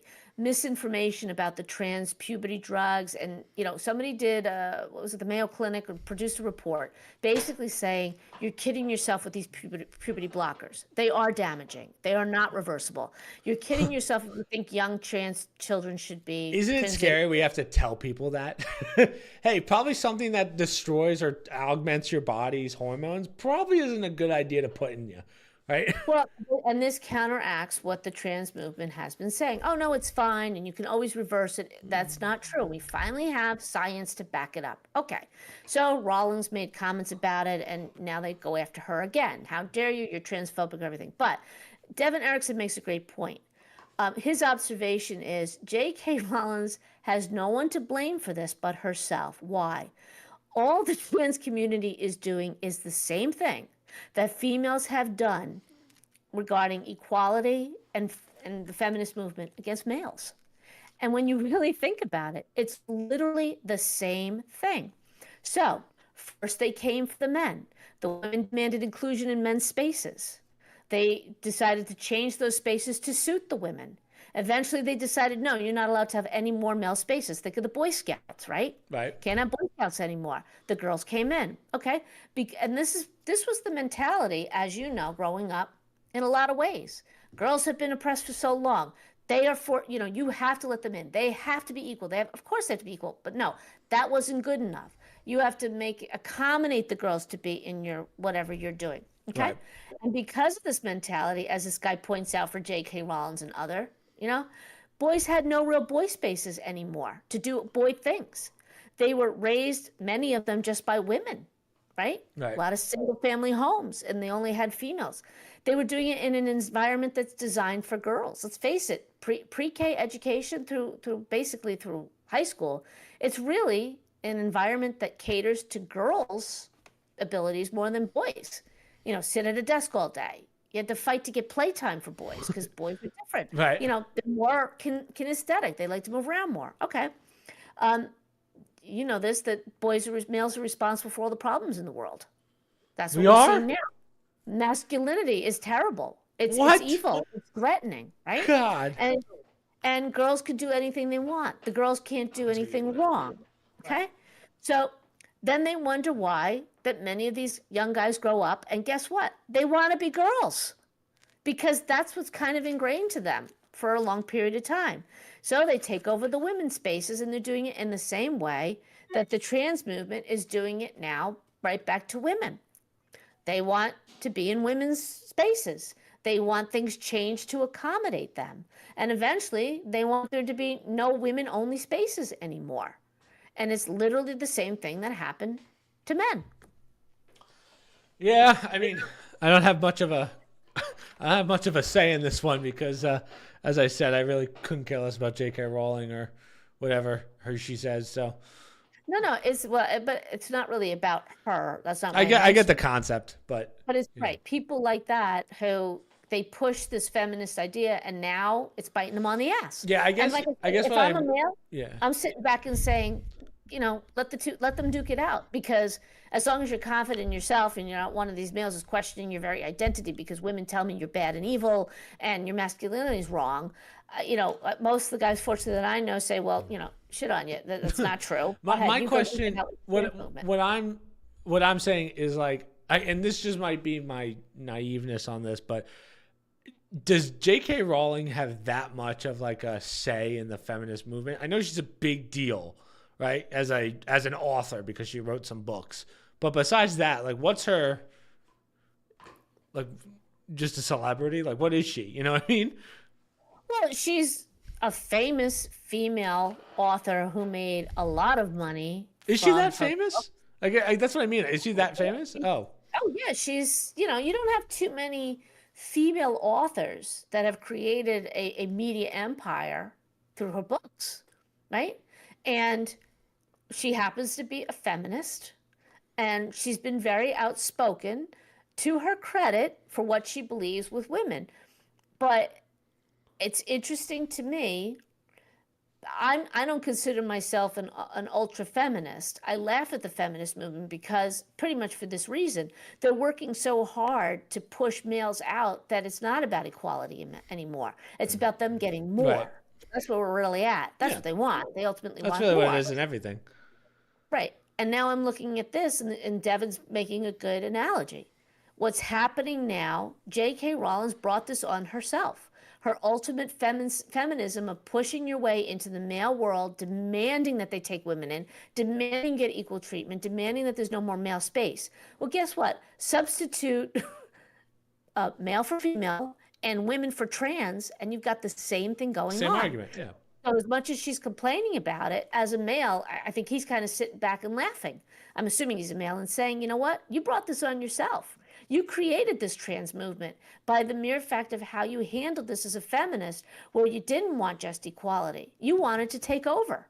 And that's exactly what the trans movement is doing. I thought it was a fabulous observation, and I totally agree. Hold on. What? Right, didn't she just write the Harry Potter books? Isn't that what she's known for? Yeah. J.K. Rowling. Why is she? Oh, no. What's her net worth? Oh, she's got it. It's a lot. Oh, Remember, is she? she's got Universal Studios, a whole Is world the there richest for her character. audience with $1 billion net worth. Over Harry Potter? They're good books, but geez. No, I didn't Chris, realize that they were that. it's not just Harry Potter. It's the whole industry. It's don't you have his wand on your desk? Well, hold on. Let me grab it. I do, Exactly. but right. But she's not. But this is what I mean. If she wrote books about feminism, then I would say, okay, then at least she's got somewhat of a say in it. But Yeah, there you go. thank you, J.K. Rowling. But She this is what I didn't mean. just write the books. It's a whole media empire. Sure, but what I'm saying is like, if she was writing books and became a billionaire doing feminist stuff, then like I feel like okay, then I have something to listen to from her, right? But you wrote Harry Potter, right? I'm literally holding a wand. Right. Well, You see what I'm saying? It's just kind of weird. It's like Derek name Jeter. another woman. Name another woman at that level of writing, media, controlling. I guess, yeah. You're right. Online to go see sequels, costumes, spin-offs. But I would There also are- say that that's for the time. Like I think nowadays, if Harry Potter came out, it wouldn't be as popular. She's like a George Lucas with the Star Wars. She just did it with her own Yeah, books. yeah, I guess. And she's one of the few women who have done it, and that gave her a platform. And I'll take your She's word for it. everybody. I don't. If anything, they elevated her because of who she is. It's not like she's saying because I'm J.K. Rowling's, I'm an expert on this. No, she has a platform and she was giving her opinion, and they were all ripping into her for it. Her feminist opinion and Right. women don't take women's sports away. Well, hold on. Well, Here's my question though: is she giving opinions or is she pushing something? See what I'm saying? There's a big difference between just giving your thoughts and pushing towards something. Like I'm going to give $500 million to feminist no. groups. What she would say is, it's wrong to have biological males playing in women's sports. Agreed. Okay, so the trans community and those who support it went crazy. How dare you, blah, blah, blah, ripping into her, blah, blah, blah. Okay? And now this report comes out and she responds, see, I told you, it's not, we shouldn't be doing this to kids. We shouldn't be doing this, that whatever her opinion was, her ideology, she posted it. And they're ripping into her because she's a public figure and, she's getting a lot of attention. And she knows that when she posts things, but this is the response. Yeah, I guess this is me not knowing her, I don't know her platform and how deep into feminism she is. Because I agree with her. You should not have men in women's sports. But if you're saying if she's posting women are more important than men and men should all be wiped out or whatever, then we have a problem, right? If she's not doing that and she's just in what's the controversy? No, You see what I'm saying? understand what Devin is saying is you brought this on yourself, this trans community. You created an environment with the feminist movement, right? Okay. Where you've excluded males, you pushed them out. This is So that's what the I'm saying. trans So that movement doing the same thing to you that you did to them. He's not judging her or anything. He's just sitting back and kind of laughing Right, as a male, Mom, saying, that- "You know what? That answers my question of so that means she was pushing something at one point, right? She must have been pushing something to get this much backlash and for him to go. Her ideology that transgender men should not be in women's sports. That was one of the things. I think she was anti the puberty blockers for children. Is that feminism though? No, but feminism is when her thing is women fought so hard to get sports, to have that equality. Right. And now you're taking it away by putting transgender people, biological men, in these sports. And now it's getting to the point where you can't even say women's sports anymore. That's sexist. It has to be, I don't even know what they want you to call it now. But do you see what I'm asking though? I agree with that full-heartedly. Does that make no, is that but crazy? No, I do agree with it. But I never looked at it from the point of view of this, what Devin Erickson's bringing in, that, you know what, she's right, and I do agree, because I believe in equality for men and women. But why are we even in this mess? How did the trans get such power that we're even debating this? And he's bringing to the attention, go back in time when the feminist movement started. And J.K. Rowling was a young woman, probably deep into it, right? And push to the point of no more male spaces is not fair. Women must have their own sports. That wasn't good enough. And I'm not saying J.K. Rowling said this, but that was part of the movement. That's not enough. And toxic masculinity and the Me Too movement. All this stuff has been adding to a generation of men who don't feel male anymore. They want to be female because so much over the last few decades has been so pro-women thanks to the feminist movement. But in a way, the feminist movement, that's what I'm saying. I don't consider myself a feminist, but I do believe in equal rights for men and women. I just never took it as far as the feminist movement the last few years where, they dominate the whole situation. Having had sons, yeah, I believe in equality in the classroom. I didn't like it when my son would come home and say, well, the girls wanted to go outside, so we had to. What? That's not equality. That's dominance, right? That's the kind of stuff that the feminist movement took it too far. And Devin is starting to say, hey, J.K. Rowling and women like you created this mess. And now the trans are coming after you because you made an environment over the last 20, 30 years where it wasn't about equality anymore. It was about, women are the greatest and little girls need more and limit and blah, blah, blah. And then on top of it, males are the problem for everything. And your old masculine toxicity is driving. So, and here we are. I just thought it was a very interesting way of looking at it, that, now we're in a society where they're backlashing. And as a male, he's kind of, if you read the whole little blip from him, he's kind of sit back and saying, you know what, have at it. you created this mess, you live with it. Just leave the males alone. Yeah. We're out of it. Speaking of billionaires losing money, Mom, you ready? Oh, Meta. God, I love when Meta takes some hits. Meta. Meta Reality Labs, so their Meta VR headset, Yeah. 3.85 billion in a quarter. That's wild. They What's were before though. yeah, I don't know. Let me tell you, the Zuck has some sick investors if they don't give a shit. Meta. He was constantly losing. It's just not improving. I don't know. He keeps doubling down on it too. Oh well, okay. Hold on. I did not realize that Meta was a $1 trillion company. Did you see? Did you see Google hit 2 trillion? No, I didn't. I think I don't know how many two trillion. How many trillion? Okay, before we answer this, which ones do you think? Before we check, so Apple's probably a $1 trillion company. I know Tesla's not yet. Google, I know. Meta. I'm gonna say Nvidia. I think Nvidia's in there. Alphabet. Oh, Nvidia's having trouble lately, but yeah. I'm gonna say Alphabet. Isn't Alphabet Google? I think that's the parent company of Google. So I don't know if it falls. I think it's a separate entity, but I'm not sure. What about Alibaba? Is Alibaba a $1 trillion company? Amazon? Is Amazon? Could Amazon be? Maybe. I don't know if Amazon's a trillion. I don't know. We have a $1 trillion deficit every 100. See how Mom What absolutely do you mean, curveballs it. How many $1 trillion companies are there? What does this trillion mean anymore? Oh, You know okay. what?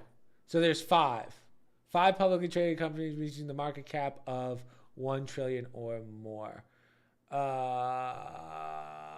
Microsoft. Of course, Microsoft's in there. So Apple is 2.8 trillion. Oh, this is the third $1 trillion companies. Which are they? So Apple, Microsoft, Alphabet, which is Google, Amazon, Meta, Nvidia. Oh yeah, I was right. And I guess that's it. Yeah, sure, 5. So 6, 5. Nvidia is 2.2 trillion. God damn. Wow, is Nvidia the wealthiest? Oh no, Microsoft is worth 3 trillion. I was gonna say, I would have been surprised, but I was just curious. But yeah, they're just taking loss after loss. VR is still not taking off yet, and I don't think what. I was thinking that blip. Oh, I know what you're talking about. Yeah. Just stop picking the lice. Wait, you gotta start over. You're laughing too hard, and I can't hear you. Tell Bill Gates to stop picking the lice out of little kids' hair in Africa and fix my Windows 10. Oh, Bill Gates. There's some article where, Gates is trying to vaccinate every human being.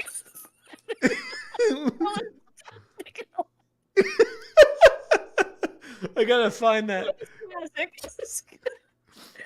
Shout out to that person, whoever he or she was. That was a great line. That is funny. This Windows 10 was a shit show because everyone was complaining in all the comments about Windows 10. Oh yeah, when Windows 10 came out, yeah, it was brutal. But someone had another good line the other day. So Mark Zuckerberg was at UFC 300 because it was a big deal, and someone in the comments wrote, like, there's always like a Twitter feed in the bottom left, but I think this one either got blurred out or it got skipped. But it was said Mark Zuckerberg starting to look more and more human. I was like, oh, that's a good one. Because, like, man, that guy's, let me tell you, he is awkward in, like, public settings, I guess. But, I mean, I guess that's, I know we all joke about it, but I kind of, to a certain extent, I kind of feel for him in a little bit in the sense of, like, yeah, you're the billionaire in the room, and half the people are going to hate you, half the people are going to love you. That's probably how Trump and Biden feel in every room they're in, So it's, that's what I mean. It's like, oh, geez. I guess so. I don't know. I think he's just an off individual. Yeah. Like, he's some people. Well, yeah, you're worth We talked about 100 that today, billion. Dad and I, about how some of these individuals who, personality-wise, robotic or very scripted, how do they function in the real world? Like, if you get to higher levels, echelons, are other people like that, or do you still come across as being robotic and whatnot?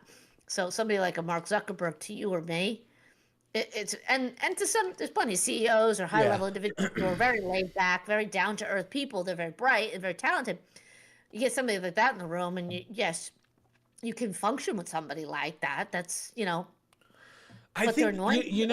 I think truthfully, Mom, I think it's like I bet you in a one-on-one situation, and we know people that have been around Mark Zuckerberg. He's like a normal person in one-on-ones, or like in a meeting concept. When you take them out of their meeting element and they're in a large packed arena, and for some reason you're in the front row with other celebrities that you can't really relate to because they're YouTubers or whatever, I'd feel pretty awkward too. You know? Well, yes, but somebody had asked a Trump person, who knew Trump well, who knows Trump well, why does he do as well as he does? Like, why? How come so many people love or hate him, right? And his answer was, and this is what I would say, I wouldn't. It doesn't apply to every wealthy person or every personality, that Trump can relate to anybody in the room. So you have people out there that, like, even Elon Musk or any certain individuals, they're very bright, they're very this, they're very that. They can't necessarily have a conversation Station. with anybody. Right. And, Trump's somebody that could talk to you right now, Yeah. talk on your level. He can talk to leaders of countries, he can talk to highly educated people. And, in the old days, you called that a Renaissance man or a Renaissance person. What does that mean? They can talk to princes and they can talk to paupers and they can get their message I do it across. every day, Mother. I do Exactly. You're a it. Renaissance man I know. or person. Nowadays, you have the women too, because women are educated. But it's to me, I appreciate people more like that they can be in any setting and perform well. Robotic people or people that are only good in a conference room, but yet they can't relate to. Yeah, don't waste my time with people like that. Yeah. That's not. I don't consider that a well-rounded person. They may make a lot of money and whatnot. I mean, I have my issues with Zuckerberg that has nothing to do with the personality, but I think, I don't know. He seems very stiff he's always seemed very stiff for me, almost to the point of being arrogant because of all that he has. I don't know. I've Yeah. never been a big fan of Facebook, so As I said, Meta is not doing. I know they just put a lot of money into a Facebook or Meta AI that is supposed to. It's like a long-term investment. So basically, like in the next 5 years, they're supposed to really start seeing the results on that one. But I mean, from a VR perspective, it's almost like they keep trying to push the VR aspect of like virtual reality, yeah. but again, there's still nothing to do with it. It's great that we're having these technological advances in VR, but Yeah. like the gaming companies and the app companies for VR have not been able to make the push forward. So like if there was a timeline and VR is here, right, and the timeline's going this way, it's like here's all the apps and stuff. The actual headset and like VR technology is over here, and we're waiting for all of this to catch up. And we got time. But we've had this conversation before because he's had losses before, and we even said he sees a future. So he's going to keep dumping money into this thing, and he obviously has the money to do it. Even though, and you've even said there's just no VR There's games or nothing. enough stuff to warrant paying for the headset and getting some sort of, like, okay, it's a good investment because I can use it for so many things. Those so many things don't exist yet. Well, And yeah. yet he improved that VR. He did the whole VR headset, right? They did money on that to make it better, to bring the price down, but they haven't fixed the problem of what's it for. Right. Well, that's like there's another article on the Apple Vision Pro. Remember how cool that thing was for a month, and now they're having record like returns, and now Apple's like, hey, can you give us feedback? Like it shows to show you, Apple does not give a shit until they start losing money, and now Right. they're like, yeah, now they're like, oh, please tell us what's wrong so we can fix it. And to the consumer's credit, this isn't the iPhone. Yeah. They don't need it. They don't Yeah. want it, and it's be giving the headaches. They're walking into walls. It's augmenting reality too much. So I think they're doing too much too soon. It's going too fast. Yeah. People aren't keeping up with it, and the technology, the underlying technology, the platforms for it. To your point, they're going to have this great thing in place, but Yeah. nothing to use it for. The technology and apps haven't like synced together yet. Like one's always Right. ahead of the other, which we're still waiting on. But I agree. what else do we have, Mother? Speaking of headsets, I think this is a very important thing to talk about. I think you're talking about this one, the NFL to allow Guardian caps on helmets. This is for our sports fans. Pat Imagine McAfee. seeing somebody walking around in one of those helmets with a VR headset on. Yeah. So the NFL Guardian Cap is here. That's what it's called. This special helmet was mandated for certain positions in the 2022-23 practice I think I've season. seen Kenny wear one of these growing up. Believe that. Yeah. Sorry, brother, if Elvis you're will watching. fit in when he goes out to the store. This is reduced concussions by 50%. That's pretty substantial while they were using it. They're going to allow them to now wear this in regular season if they want to. There's also 6 other versions where you can put emblems on it and really make it look pretty. But it's up to the players if they want to use it. They can wear that or any one of the 6 variations during regular season. I'm curious to see if any of them do. I can't tell if it's a cap on top of the helmet. Is that what it is? I think like, so. Yeah, it looks like it's over the helmet, and then it's like an extra buffer. We've seen these before, though. I can remember seeing them in practices. So there are players that had to use them for certain positions. I can't remember what it said in the article. I think that quarterbacks didn't have to in one other position. But, I'm curious, if they really care. And I'm wondering if the NFL starts saying, well, you can't sue us for concussions if you didn't choose to wear the special. That's a good point. Yeah. That's how they sales pitched it to the NFL because they never sports never changes in their equipment for some reason because it's another thing they have to pay for. But and I don't know why they don't bother making it look less. You would think that they could smooth it out a little bit and make it more like the old helmet, just probably bigger, which maybe is starting to get bulky. Unless there's a specific weight to it or whatnot. I don't know. Yeah, it looks stupid, but we'll get used to it over time, I'm sure. It looks like the headset from Tron. Yeah, it does. So we are getting towards the future here. But hey, if I'm an athlete playing the sport and I'm getting hit all the time and you tell me you got a 50% reduction in concussions. They say in when you're sparring, right? Yeah. They say that to have a headpiece on is actually worse for you because there's no pressure doesn't relieve. There's a certain level of relief your head does when it gets hit. I don't know where the release goes out of, whether it's your ears or your nose or whatever, but the head, apparently they get more concussions with those headpieces on during sparring sessions. Well, don't tell the NFL that. Yeah. Well, I don't know if this is, because technically this is something on top of the helmet. I think I don't know. But, I don't know how this one's going to work for you because it's not I want them to do a study on how many rugby players have CTE in later years. Because, I want to see what those numbers are. Well, I just learned watching the playoffs with your brother and his friends that they just now, the older players don't have to wear the face guard, the clear plastic. The younger players are wearing it, but the older players don't use it. I remember when that happened when they started with helmets in hockey. The older players didn't have to wear a helmet. Now it's mandatory. So now they're grandfathering in the, once these older people age out, it's mandatory that the younger people wear the masks. You'll see that happen too. Why though? What's the age have to do with anything? Because they never wore them before. Similar to hockey players never used to wear a helmet. Oh, I see what you're saying. So it's the old generation is still in with the new generation. Right. So the old, and some people, I asked, do the goalies, that's how much I've watched hockey lately, do the goalies still wear the full face mask? So they used to have, the Michael, what's his name? The Halloween character, the full mask. Oh, Michael Myers? Yeah. Michael Myers, thank you. So the players used to wear that and they decorate it. But I know from hockey players that I knew that they couldn't see as well. I'm sorry, not Mike Myers. You're thinking Jason Voorhees with the hockey mask? I guess so, yeah. Mike Myers is the guy with the knife with the, he's got the leather face, yeah. I'm talking the hockey mask. And it was a full face mask and you only saw your eyes and the nose to breathe and maybe a little mouth hole. The players, that was hard for them because they couldn't see the goalies. No peripheral. So now they have the cages and the whatever, but they always had the neck guard because people slice your neck. Yeah, that's evolved over time, but now they're back to wearing the cage. They used to wear the full mask.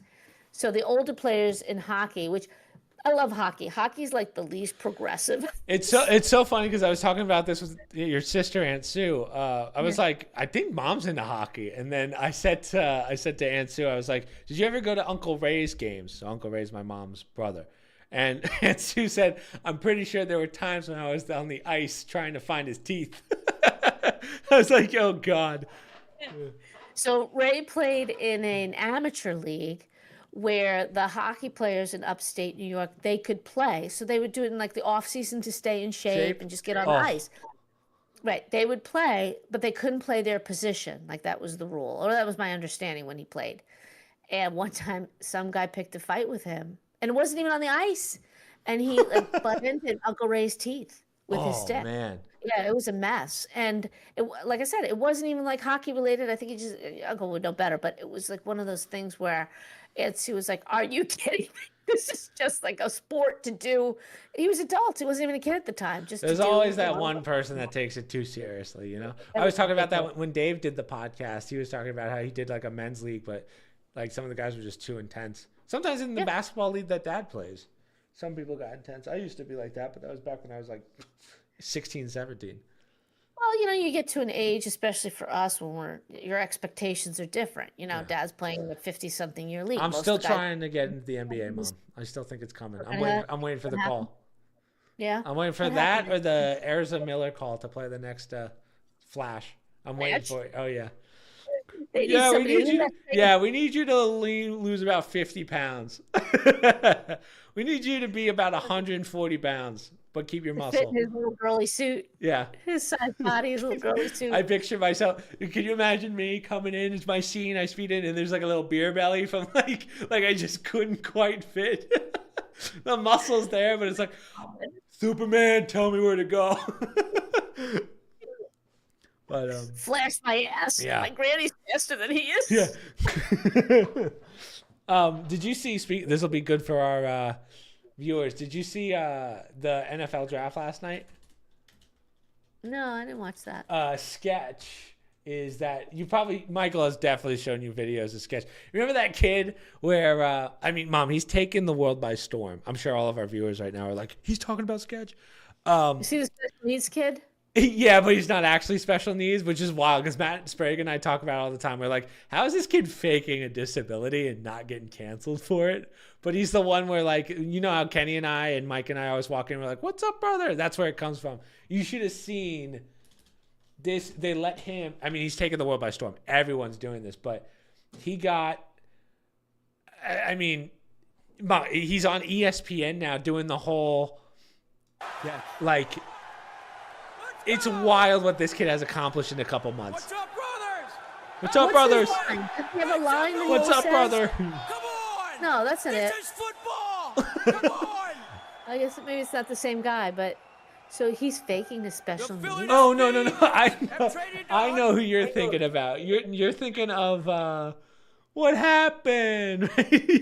That's not no. That's a completely different dude. This is another kid. This was the guy. Remember, I showed you a video of he does like he's playing NFL or Madden, and he goes on all fours and he pretends to pee on the chairs. Do you remember this one? No. I showed it to you last time I was over. It's hilarious. But what's wild is, Mom, this is like one of those kids. You know, we talk about all like these streamers that have like just the biggest idiots, you know, like Speed, all these people. This is the one kid that really, like, I'm glad we made him famous. Like, thank God we have someone. But he did Theo Von's podcast, you know, the comedian with the mullet. He did Theo Von's podcast. He's like, you know, it's funny because a year ago I was like in my room and I prayed to God that like I would be able to travel, meet people, and just not be like this, like kind of be himself, you know? And then this happens. Like literally, Mom, NFL players are showing up to practice doing his lines. Like it's insane what this kid has accomplished. But I just thought this was amazing. They let him do the NFL draft for this one. What's up, brothers? How we doing? Make some noise! Come on! This is football! This is football! I think he needs a Guardian helmet. The Philadelphia Eagles have traded the 123rd pick to the Houston Texans. With the 123rd pick of the NFL draft, the Houston Texans select Cade Stover, tight end, Ohio State. So he got to do each one of them? And it's a boo. No, I think he just got to do one because I think he's a big Okay. Texans fan, so they let him do it. But Okay. it's just wild how this kid, mom, like literally maybe 4 months ago, 5 months ago, he went from nothing to this. And it's like, it's great because he's one of the few streamers that I'm like, thank God, finally one that's like a decent example. He's funny, says some stuff. Like every time he swears, mom, he goes, sorry for cussing. Like stuff like that. Like I always love that. Where it's a nice palate cleanser from like these Aiden Rosses, freaking Yeah. like all these kids that are causing problems. Like I was telling you, Right. so my cousin here was telling us a story about how there's a kid who's like in 6th grade and he's using all these terms. Not even, I think he's younger than that. He's using all these terms that are inappropriate. It's like, where are you learning this? It's from these freaking streamers, right? They're Yeah. the only ones that say this stuff now. So, given it is partially parenting, but yeah, Right. And knowing what you should not yeah, say in public. I mean, I'm still correcting you guys sometimes. yeah, but I don't give a shit. Yeah, Mike was going on a rant one day about something else, but he was saying it to me, and your father's in the other room, and he goes, "You are talking to your mother. Watch the terms Yeah. you are using." I'm like, "What does he say?" I wasn't even listening. That's the rant he was doing. But yeah, It's like sometimes when we all need to be reminded. It's like when Mike gives me the whole, this is why you should fucking download DraftKings for the sweet deals. I'm like, Mike, you need to calm down. I just need your social security. Okay, let's calm down, Michael. After that, take a breath. I still haven't seen my money from the Super Bowl, Michael, if you're watching. I know I won something, so you better cough up the money before I see you on Saturday. Right? So, all right, this was a big one. Let's see him. So, will I not? Is he not coming home on Saturday? No, I think he's staying. No, they do I won't see senior my week after brother. graduation where you bar crawl. Oh, shame. I don't know if he's going to do that. He mentioned that they had that, but he doesn't know if he wants to stay for it. But I don't know if he's coming home. Oh, okay. Michael's dead to me. I thought I was going to see him. So I'll send him a video. Michael, we're so proud of you graduating. We're so glad after 4 years at Penn State in a fraternity. Yeah. So last one Well. for us, Mother. How Bitcoin miners are leveraging AI post-halving. So you're the one that sent us this article about Bitcoin finally halving. I did a whole thing of research today on this because I wasn't 100% sure what it was. It is wild how, you know how we talk about founding fathers and how genius they were? This is kind of like a step below that, obviously. But Every 4 years. every 4 we years. have the Bitcoin and we transition a president. Yeah. They really thought it through. But with Bitcoin, so every 4 years, they literally take the amount of coins left and then they half it. And then by doing that, brings up the demand because that makes the coins go up depending on certain things, obviously the market and whatnot. And then also they make what's called the Bitcoin block harder to mine. So with the computers that so I've actually gotten the okay from Uncle to talk about this, but we used to own a mining company and we still own the mining company where we have all these machines. They're special ASIC machines that mine Bitcoin. They do an algorithm essentially it's kind of like a lottery, right? The more machines you have, the more you're mining coins and blah, blah, blah, and then you use it, whatever. But by doing the halving, It's coins. exactly. Now, what's interesting is the supply goes down. The block changes. It's not so much that the block has, but what that means is, let's say you have 100 mining computers. All of those are mining, but it's still on the same time period. So now all these people that have these giant mining rigs of like 1,000 mining rigs, there's no point in having them because the amount of computing power you need versus how much you're actually getting, your return on investment doesn't make sense. Your ROI. It doesn't make sense. So now what's nice about this, and this is where whoever made Bitcoin, I forget what his name is, Japanese. Isn't it a Japanese name? It's not a real person, but Right. I can't think of it. Tishi. I should know this. I know once I see it, I'm gonna be like, oh, creator. Yeah, his name mysterious. Who is? Takayama or something. Creator of Yeah. Bitcoin. What's his name? Satoshi Nakamoto. That's right. which maybe we're still not 100% sure on that one. But Rolls right up the tongue. yeah, what was I saying? So all these, it's smart because now the halving causes all these big companies that basically had more lottery tickets. It kind of brings them back to par with all the other people that have maybe 10 or 20 mining rigs at home, you know? So it's kind of nice. It gives everyone an opportunity to get back into the pool. Now, the real problem with the halving is you're banking on the market being good. So like when you look at charts, every time there was a halving, Bitcoin's gone up until 2020 where we had COVID, right? COVID really threw the numbers off. So now this is going to be interesting we're still slowly, it's not completely done yet. It's probably been about 2 weeks, I would say now, maybe a week and a half since they said that they're doing that, or since the halving happened. And they're not quite to where they want it to be. The question is it going to just skyrocket? But now we're at the point where our government's doing all these regulations that we talked about before, right? Biden's doing that regulation thing on Bitcoin. We're not sure what the whole document entails, but it's going to be interesting. Now, to this point, how Bitcoin miners are leveraging AI post-halving. Now, this is where it gets scary, and this is what, again, I can't go into detail about this part, but this is what you and I were talking about.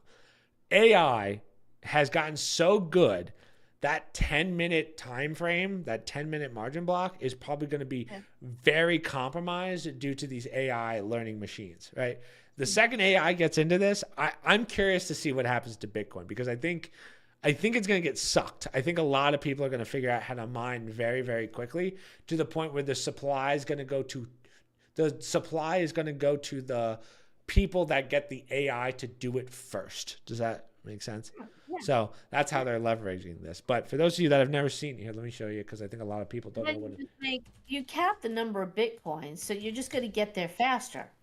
And, when there's no Bitcoin left, what you're going to have is going to have more value. If you mine a lot of it and it's out there floating, it's going to lose value because it'll be a lot out there. So I don't know what all AI is going to do is going to get you there faster. But suck up so think about this. Let's say they have again, right, in 4 years. And let's say we're at, I'm just going to throw out a number. I don't know what Bitcoin's at, but let's say we're at 15 million coins, right? Let's say 14, and then like 4 years from now, it's 7, right? Is it going to be 7, or is it going to be even lower? And then what's the demand going to be? Because my question is, what happens when there's nothing left? To my understanding, and I don't know Bitcoin very well, I think Kenny can answer this. Unlike Ethereum, they can't refill the Bitcoin once it's already made. Like there's only a certain number of Bitcoin, right? So but don't they then issue other types of currency, like the Ethereum then becomes more valuable? That's a different like thing though. Like Bitcoin and Ethereum are very different. Like they're two different currencies, right? Very different types of currencies too. That's a whole nother conversation that we're not going to have on how they're different. But with Bitcoin, like I wonder what happens. Can it hit 0? And that's what I'm not sure about. Like how many halvings till we're at? If you keep having it, how long? How many years? What is it? 20 years? Well, it's going to be 24. Math? I'm mathing here. Hold on, 20. 20, yeah, 24. Yeah, I was like, wait, 4 is a... As I was saying to Matt Sprague last night, since I don't have to do basic math anymore, basic math has gotten quite a bit harder. I just can't do it in my head anymore. I have to see it. But what I mean is like... We were reminiscing, Kenny and I, about doing math at the table. He says, yeah, you'd set the timer on the oven, and I'd start doing whatever the math was. And then later on, he was trying to calculate tickets for this event that you guys are going to, and if I do it in bulk, blah, blah, blah. And he was trying to figure it out. I said, do you want me to go put the timer on? I was struggling to do, like, I can't, for some reason, my brain couldn't do, like I was trying to figure out 6 into 13. So, like, what minus 13 gives me 6? But, like, for some, like, obviously it's 7. But for some reason, I was doing it like, I have 13. If I was to take 6, what does it give me left? Like, I was, like, looking at it the wrong way. Does that make sense? I was like, what the hell's going on? I thought I was having a stroke, given it was like 2 a.m., but I should be able to do that at 2 a.m. I was really struggling. I was like, what Cut the hell? back on the Zin a little bit, please. Say that again? Cut back on the Zin. I think it's The frying Zin, brain yeah. cells. I haven't done it in a while, but like, If I was doing the Zins, I could have done that in milliseconds, mother. That's the difference. But it was late at night. Of course. But as I was saying, so this is an ASIC machine. This is what's used to mine Bitcoin. Now, what's interesting about this, mother, where's the input device, right? These don't plug into like a basic computer. Like there's no HDMI port or anything. Like it doesn't plug into anything. So people will buy hundreds of these. Each one's about, man, I don't know what these are going for right now. What do you think? Probably like 4. Oh God, I have no idea. I'm just curious. Out to put 100 of them together with all the blah blah blahs that you needed, and you had to store it in something. The containers. But so we're at 5,000 USD, which is actually, I think that's, just so you know, Mom, I think that's about a third of what the ones we bought were, and we got hundreds of them. Oh, wow. So that's what I mean. It looked like this. This is actually exactly what it looked like, but it was in containers. Right. I don't know if you ever saw the containers, but it's like, like that's now. I saw them on the board in the basement.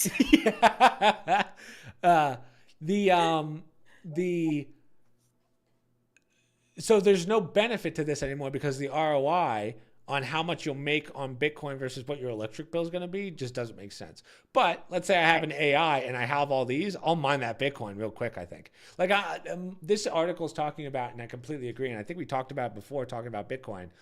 At what point does AI outcompete that algorithm or is able to do that algorithm at light speed, So. Yeah. And that's going to totally affect the market. I mean, it just has to. Because you're going to produce more of them so much faster. And if you don't have a cap of some sort, and you're always going to keep having it, I don't know how that would affect the value. Because that's kind of a unique function. It's not like you don't split stocks all the time. Yeah.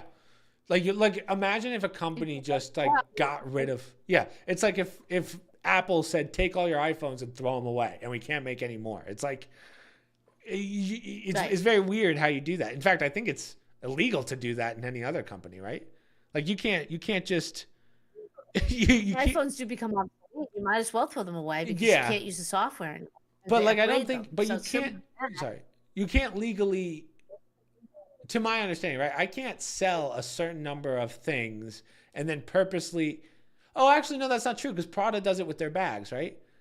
Prada burns their bags at the end of the year. Yeah. Huh. Yeah, you can. Don't ask me why I know that. Look at the diamond industry. Diamonds aren't really worth a lot of money. They're only worth a lot because I think it's De Beers. They store them. They don't put them on the market. They control the supply of diamonds in order to regulate the price. Wow. I didn't know that. So, again, I don't know who's in chat or not, but we'll do questions now. But someone asked, I don't know if you discussed this. What are your thoughts about Ecuador raiding the Mexican embassy? I didn't even know this happened, for one. Two, this is where us Americans come in. We don't, if it's not really directly impacting us, we're not really seeing it. But let me do a quick Google search just so. Ecuador is raiding the Mexican embassy? Let's see if our viewers are right. Ecuador. Yeah, I haven't heard anything about that.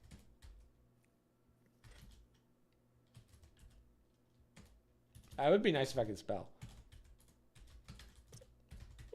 Well, you can't do math. Yeah, we're really. Can Ecuador? Oh, so this was 3 weeks ago. It says Mexico breaks off relations with Ecuador after embassy raid. Let's read this one. Yeah, I may not be able to read. I can't spell, but watch your boy read. Mexico breaks off relations with Ecuador after embassy raid. Yes, make me sign into something. Hey, listen, all you news article companies out there, all of you, I'm never going to disable my ad blocker for your shitty article, okay? I'm surprised no one's figured it out yet. Radar Mexico shocked Latin America. Here is why it still may pay off for Daniel Noboa, or however, announced actions to protest Ecuador. I'm a little confused by what happened here. AP News. I'm trying to find one that doesn't have a. I'm surprised we didn't hear about this.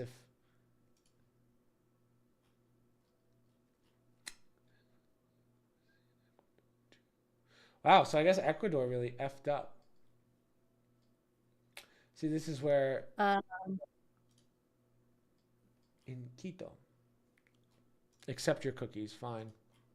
Okay, thank God. to arrest a former vice president who sought political asylum. So there's more to the story. I guess something was Mexico gave asylum to maybe somebody from Ecuador, and the Ecuadorians raided the embassy, and now Venezuela is boycotting Ecuador because they raided the Mexican embassy. Ay, ay, ay. Yeah, I don't know what the point of it is, but Ecuador is facing a tide of condemnation over a late night raid on the Mexican embassy in the capital Quito or Corto. Dude, I don't even know how to pronounce these. That saw the capture of the Andean nation's former vice president and triggered a diplomatic crisis between the two countries. The US, EU, as well as the UN and a host of countries in Latin America joined the growing chorus of criticism aimed at Ecuador over the raid on Friday, an act almost unheardly of even in... Okay, whatever. I'm trying to see, like, what's the... Why? My first take on it is that, well, it sounds like they arrested a vice president, an Ecuadorian vice president, for whatever reason. And they were going into, and the vice president sought refuge in the Mexican embassy, which by going in there, it's a violation of international law and the sovereignty. So embassies in these countries, if you have an American embassy in, say, Russia, I don't know how in Russia, well, England, for instance, if you get to that embassy, which you'll see that in a lot of old movies, you know, they run to the border to get to the embassy. Once you're in your embassy, you get asylum. So that's a world in and of itself. In this case, like, we can accept somebody, like Julia Assange was in was it the Ecuadorian embassy, maybe, or Venezuela embassy? The one person you can't talk about on YouTube. Good job, Ma. Oh, sorry, Julian I didn't know Assange. that. No, go ahead. Him and Snowden. Yeah. If you get Snowden, okay. So if you go to an embassy of that country, you ask them to protect you, they can do that, right? Which means you're under the laws of that embassy, that country. You're no longer, you can't go in and raid it. Now, does it happen? Sure. They did that in Iran to the U.S. embassy. They raided and took our prisoners during the Carter years. They do it, but it's a violation of sovereign law because it's understood an embassy in a country is a safe haven for anybody in that embassy. And it's up to the people of the embassy, whatever country it is, to decide if they can stay or if they will be released back to the country that they just came to get their sanctuary. Huh. That's why you have, like, around the UN, you have all these diplomatic license plates or embassies all over New York City. You can't arrest those individuals because they fall under the laws of their own country. They have what's called diplomatic immunity. There are rules around embassies too.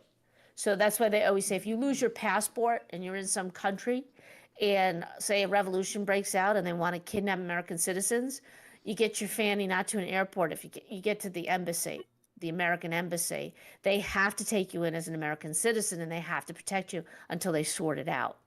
But that country can go and they could raid that embassy.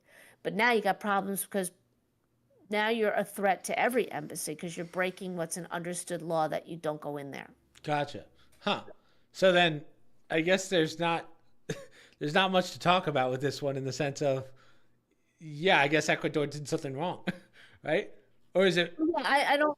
My first reaction, not knowing the details of what was Mexico holding and why, my first reaction is, you know, I know embassies, you're not supposed to be raiding embassies. There's like a understood law. I think it's an actual law, an international law where they're kind of, I don't want to say sacred, but they fall under the jurisdiction of the countries. So Ecuador should not be raiding any embassy, let alone Mexico, because they have a problem with them holding a particular. This might be a stupid question, Mother, but like in America, if you have an American embassy in Iran, right? Yeah. Are all the workers there American or are they Iranian?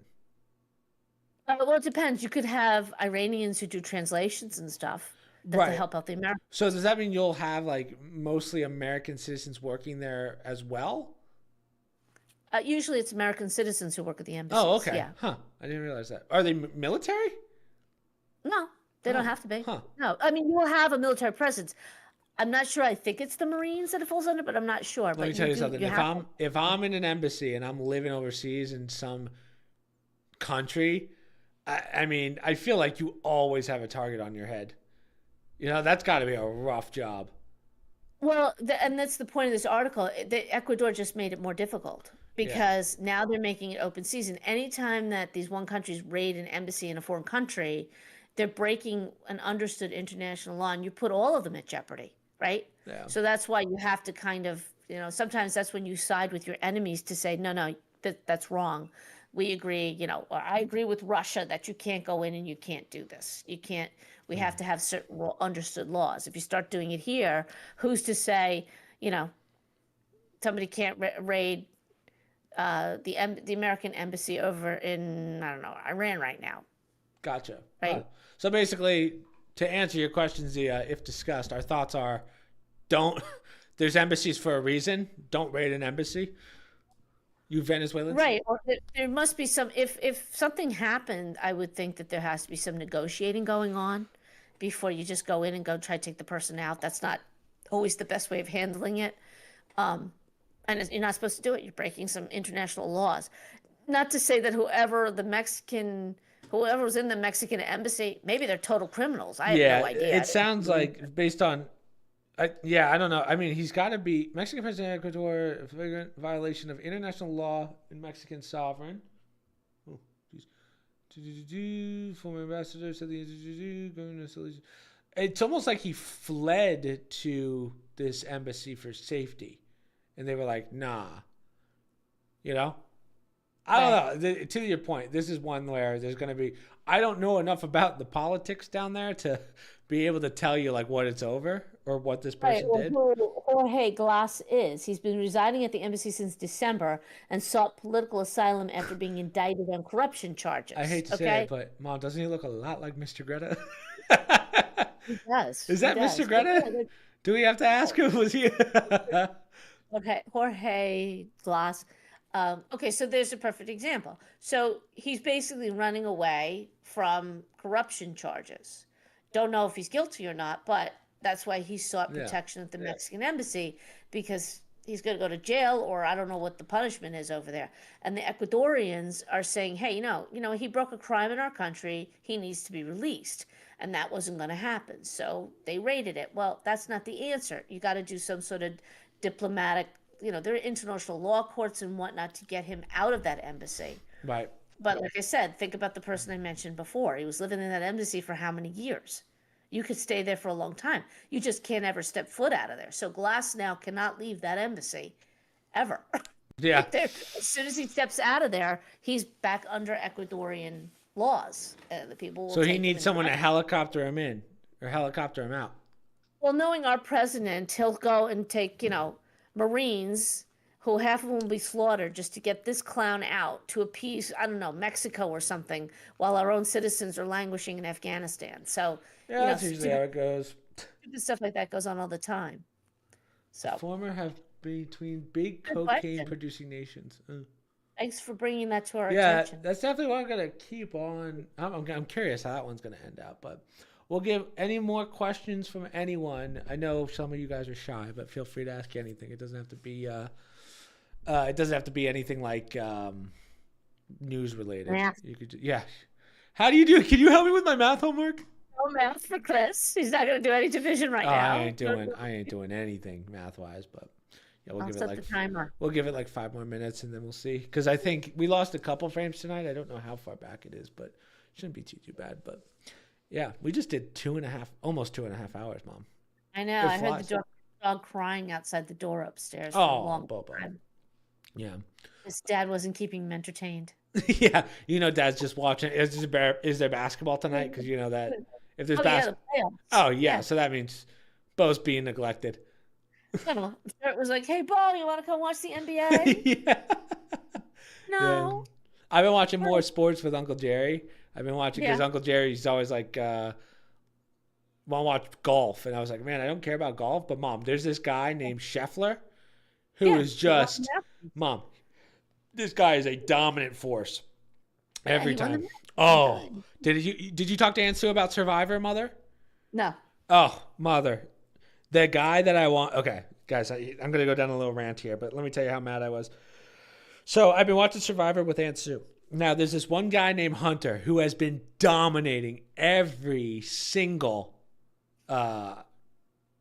challenge. Basically, he doesn't lose, Mom, and when he does lose, it's like a fluke, or his teammates hold him back. Now he's the most athletic person on there. The rest are all like band kids. You know what I mean? I'm attacking the band kids. So last week they vote him off the island. Now it's kind of on him because everyone basically turned on him. They're like, "You're too good for this. We got to vote you out." Makes complete sense. But let me tell you this: whoever's like the guy that runs Survivor, I'm gonna let you in on a little secret. People, if you want views, which in the end is what you care about, you cannot let them vote out the most athletic person. Because now, let me tell you something. There is no shot I'm watching the rest of this because I know none of these people are athletic enough to do like balance beams. Like we're talking, like this lady was struggling to get through a balance beam. That's how you know. Yeah, but they can't do that because by right, it's a competition and you have to follow the rules. If it gets But it's voted out, there better be sick puzzle challenges next because I don't want to see these morons try and put a ball in a hoop. It's not fun to watch. It's like 20 minutes of them trying to put a ball in a hoop, Mom. So, but again, it might be funny to watch. I don't know, man. I feel sorry for whoever has to edit that show because, my God, they're going to be like, I sat there for 30 minutes trying to cut out like all these. Jeez. Yeah. So I was really bummed when Hunter got voted off. Now it's like just bums. When is that show on? When do you watch Wednesdays. So I go over Wednesdays. Okay. And then they watch The Amazing Race after, but usually I have stuff to do after, so I can't stay long. Right. And then you plant yourself there. Oh, yeah.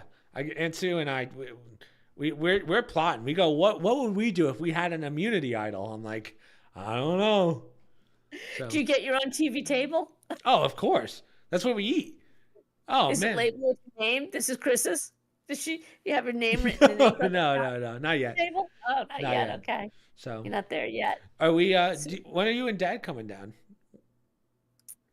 I was talking about that actually with Aunt Sue because after graduation, I don't really have.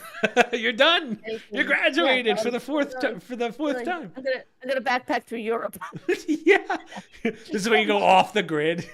Off the grid, like every college kid does. Backpack through Europe. No, I have nothing on the schedule other than something for your grandmother, but that's right now flexible. So after that, Sue wanted to go upstate and do some stuff at Grandma's. I offered to go with her, but at some point, Grandma's got a big birthday coming up. I know, big 70. No, 90. What? 90. No, 90. Jeez. 90. He's 90. I was looking at 70 on my screen. That's why I said 70.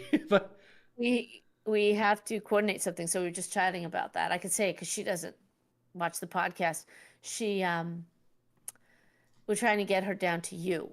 Like in your area. I think that's a central location for everybody. Hold on, can I pause you? It's not that Grandma doesn't watch the podcast. It's she physically doesn't know how. She's got no chance. But go ahead. No, I'm lucky if she sees the graduation. So we were talking about that, and that's in June. So we might wind up coming down then, bringing her and all meeting at, somewhere in your area for her birthday. So we have to say. Oh, gotcha. So I don't want to drive all the way down in May and then have to go back again in June. So wait, you're telling me you're going to drive with Grandma for 8 hours? No, Grandma would fly, but we're trying to coordinate it because Sue's going upstate, and she said I could fly back with Grandma. Then I said, well, okay, well, then we can all meet, blah, blah, blah. But what Grandma nobody remembers is that now we have to coordinate things because people are from all different over areas. This, yeah. Right. So for Kenny, it's easier for him to fly to North Carolina. It's faster. It's a quicker trip. And we have enough rooms in that area. We don't need hotels and stuff. If we go to Lake George, we got to get hotels. We got to fly people in. I got to get everybody from the airport. So it's not convenient to do it that way. It's easier to move Grandma than to move everybody else. So in answer to your question, if we come down, Dad wanted to come down. He wanted to drive with the dog. Maybe sometime in May. That's fine. I just don't want to drive it again in June, Right. We also, Dad, we talked about getting an Airbnb down in the Carolinas. Yeah, you talked to me about that. Okay.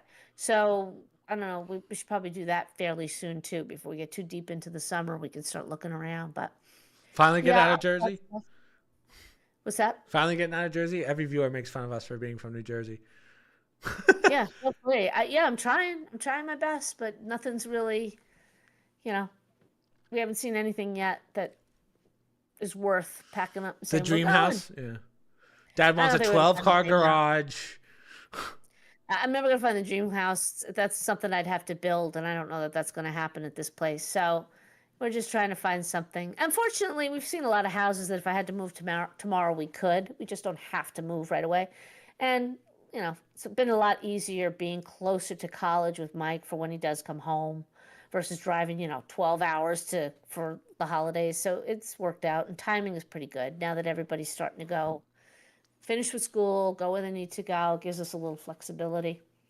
So anyhow, that's the plan. I can't tell you when. I try and get down maybe since you're coming home now, I might as well wait till at Yeah. least the end of May. And by the end of May, maybe we have some plan for grandma. We might do her birthday early in June, Yeah, depending on do it what that she way. wants to do. Yeah. So Yeah. I'm hoping I can go so I'll be there for the 2, head down to Miami, then back up because I got to see some people at the Y. So, Oh, when you come back again. That's what you mean. yeah. So I'll probably hang out at home for the 2. Well, I'll probably go to the gym at some point between those, but yeah, I'll figure it out. Oh, you mean the 2 days you're home? Yeah. It Yeah. just seems like ideally, well, I don't want to go through it, but people come here first. I go down to Miami from here and then back up next week. But then I'd have to move my dentist appointment. Not for anything, but isn't this really boring for your podcast? Yeah, probably. I mean, we can wrap it up. I was just waiting for any questions, but Like, I guess we don't got care some. what are you Yeah. doing. No one I'm trying to cares. figure well, because I have to tell, I'm not going to be here for like 2 weeks. So that throws Yeah. off a lot of schedules, I'm sure, but that's okay. Yeah. God forbid I take a slight vacation. Oh, this is a vacation coming to our house? I just don't want, yeah, because, even when I'm home, I still do. Jerry's today. I haven't had Ben& Jerry's in a while, but that's a lie. No, I think the last time I had it was UFC 300, but Yesterday. yeah, yesterday. That's a fact. I'm air frying the Ben& Jerry's now. I'm at that point. But what I was saying was, yeah. So usually, like when I'm home, I'll still do my social media posts and stuff. But I'm at the point where I'm like, please, I don't want to touch anything. Yeah, well, getting sick that of it. happens after a while. You got to Yeah. walk away and refresh. Yeah. But Miami's So. nice. It's a good time of year to go there if you get down there. The weather's really nice, and I was as I just said, excited to see Missy Buns. yeah. Well, first night there, I'm getting text messages at 2 a.m. Kitty just puked. I'm like, okay, what do you want me to do? Why are you texting me that your cat just puked? She just puked again. I was getting multiple messages. So I come out. How's the cat? She's under the sofa. I think she's puking under Oh no, Missy Buns. 2 a.m. But she was eating plants and whatnot. Interesting enough, we think she's getting a fur coat now, like a thicker coat. Really? And he noticed she's been getting hairballs from licking the coat. So I think that can contribute to them throwing up because it gets all blocked. Bring her here. Well, that's because Kenny doesn't brush her. That's probably what it is. Kenny doesn't sit there and brush her. Well, I did say go brush her, and he did while I was there, and he got a lot off of her. But she was better. I think she was better the next night. When I woke up, there were some patches, but he's got to figure it out. He bought 2 plants, and she was eating the plants. They're not toxic, but I'm like, why you got to put the plants away? Missy Buns needs one of the helmets. I think so. She needs a little helmet, but all right, She's Mom. good. We got no other questions. I guess people are a little shy, but that's okay. It's a good first one. This is a good test to see if we can do a live one. Less editing for me too, which is nice. So You have to do any editing, right? yeah, so tomorrow I can just kind of do my other stuff. I want to get all my projects and videos done before I leave, so I just have nothing. So for me, I've been finishing one of the walkthroughs, and then we have the Twitch Clips video tomorrow. And then hopefully by Tuesday, I'm done. Are you promoting anything at the end of the podcast? Yeah, I mean, I'm just trying to think of if I have anything else. Everyone else knows, like, this is the last stream until, like, I'm not going to stream on Monday, so I won't see anyone till probably next Thursday, probably, right? That's probably it. So I get to relax with mom and dad for 2 days, and then I'm stuck watching the dog for two. No, you're not. I thought you were Oh, going no, south. I'm going to Miami. That's right, yeah. Yeah. So I wish you were watching the dog. I'd feel better about it. I hate asking Aunt Sue, but it's well. good if you can get down to the other thing. Yeah. All right, guys, we'll end it there. So the only things I have to promote, as I said, all the videos, I'm getting all the projects done for this week. So keep an eye out on those. We got one more part of the Arch Thrones walkthrough, as well as the Twitch Clips video tomorrow, which I have to edit right after this. I have to finish editing it. And then, yeah, the usual social media promo code StreamLinks Discord down below. And yeah, we'll hopefully see you guys. Oh, no podcast next week. So we'll see you guys hopefully in 2 weeks. So, yep. You guys have a good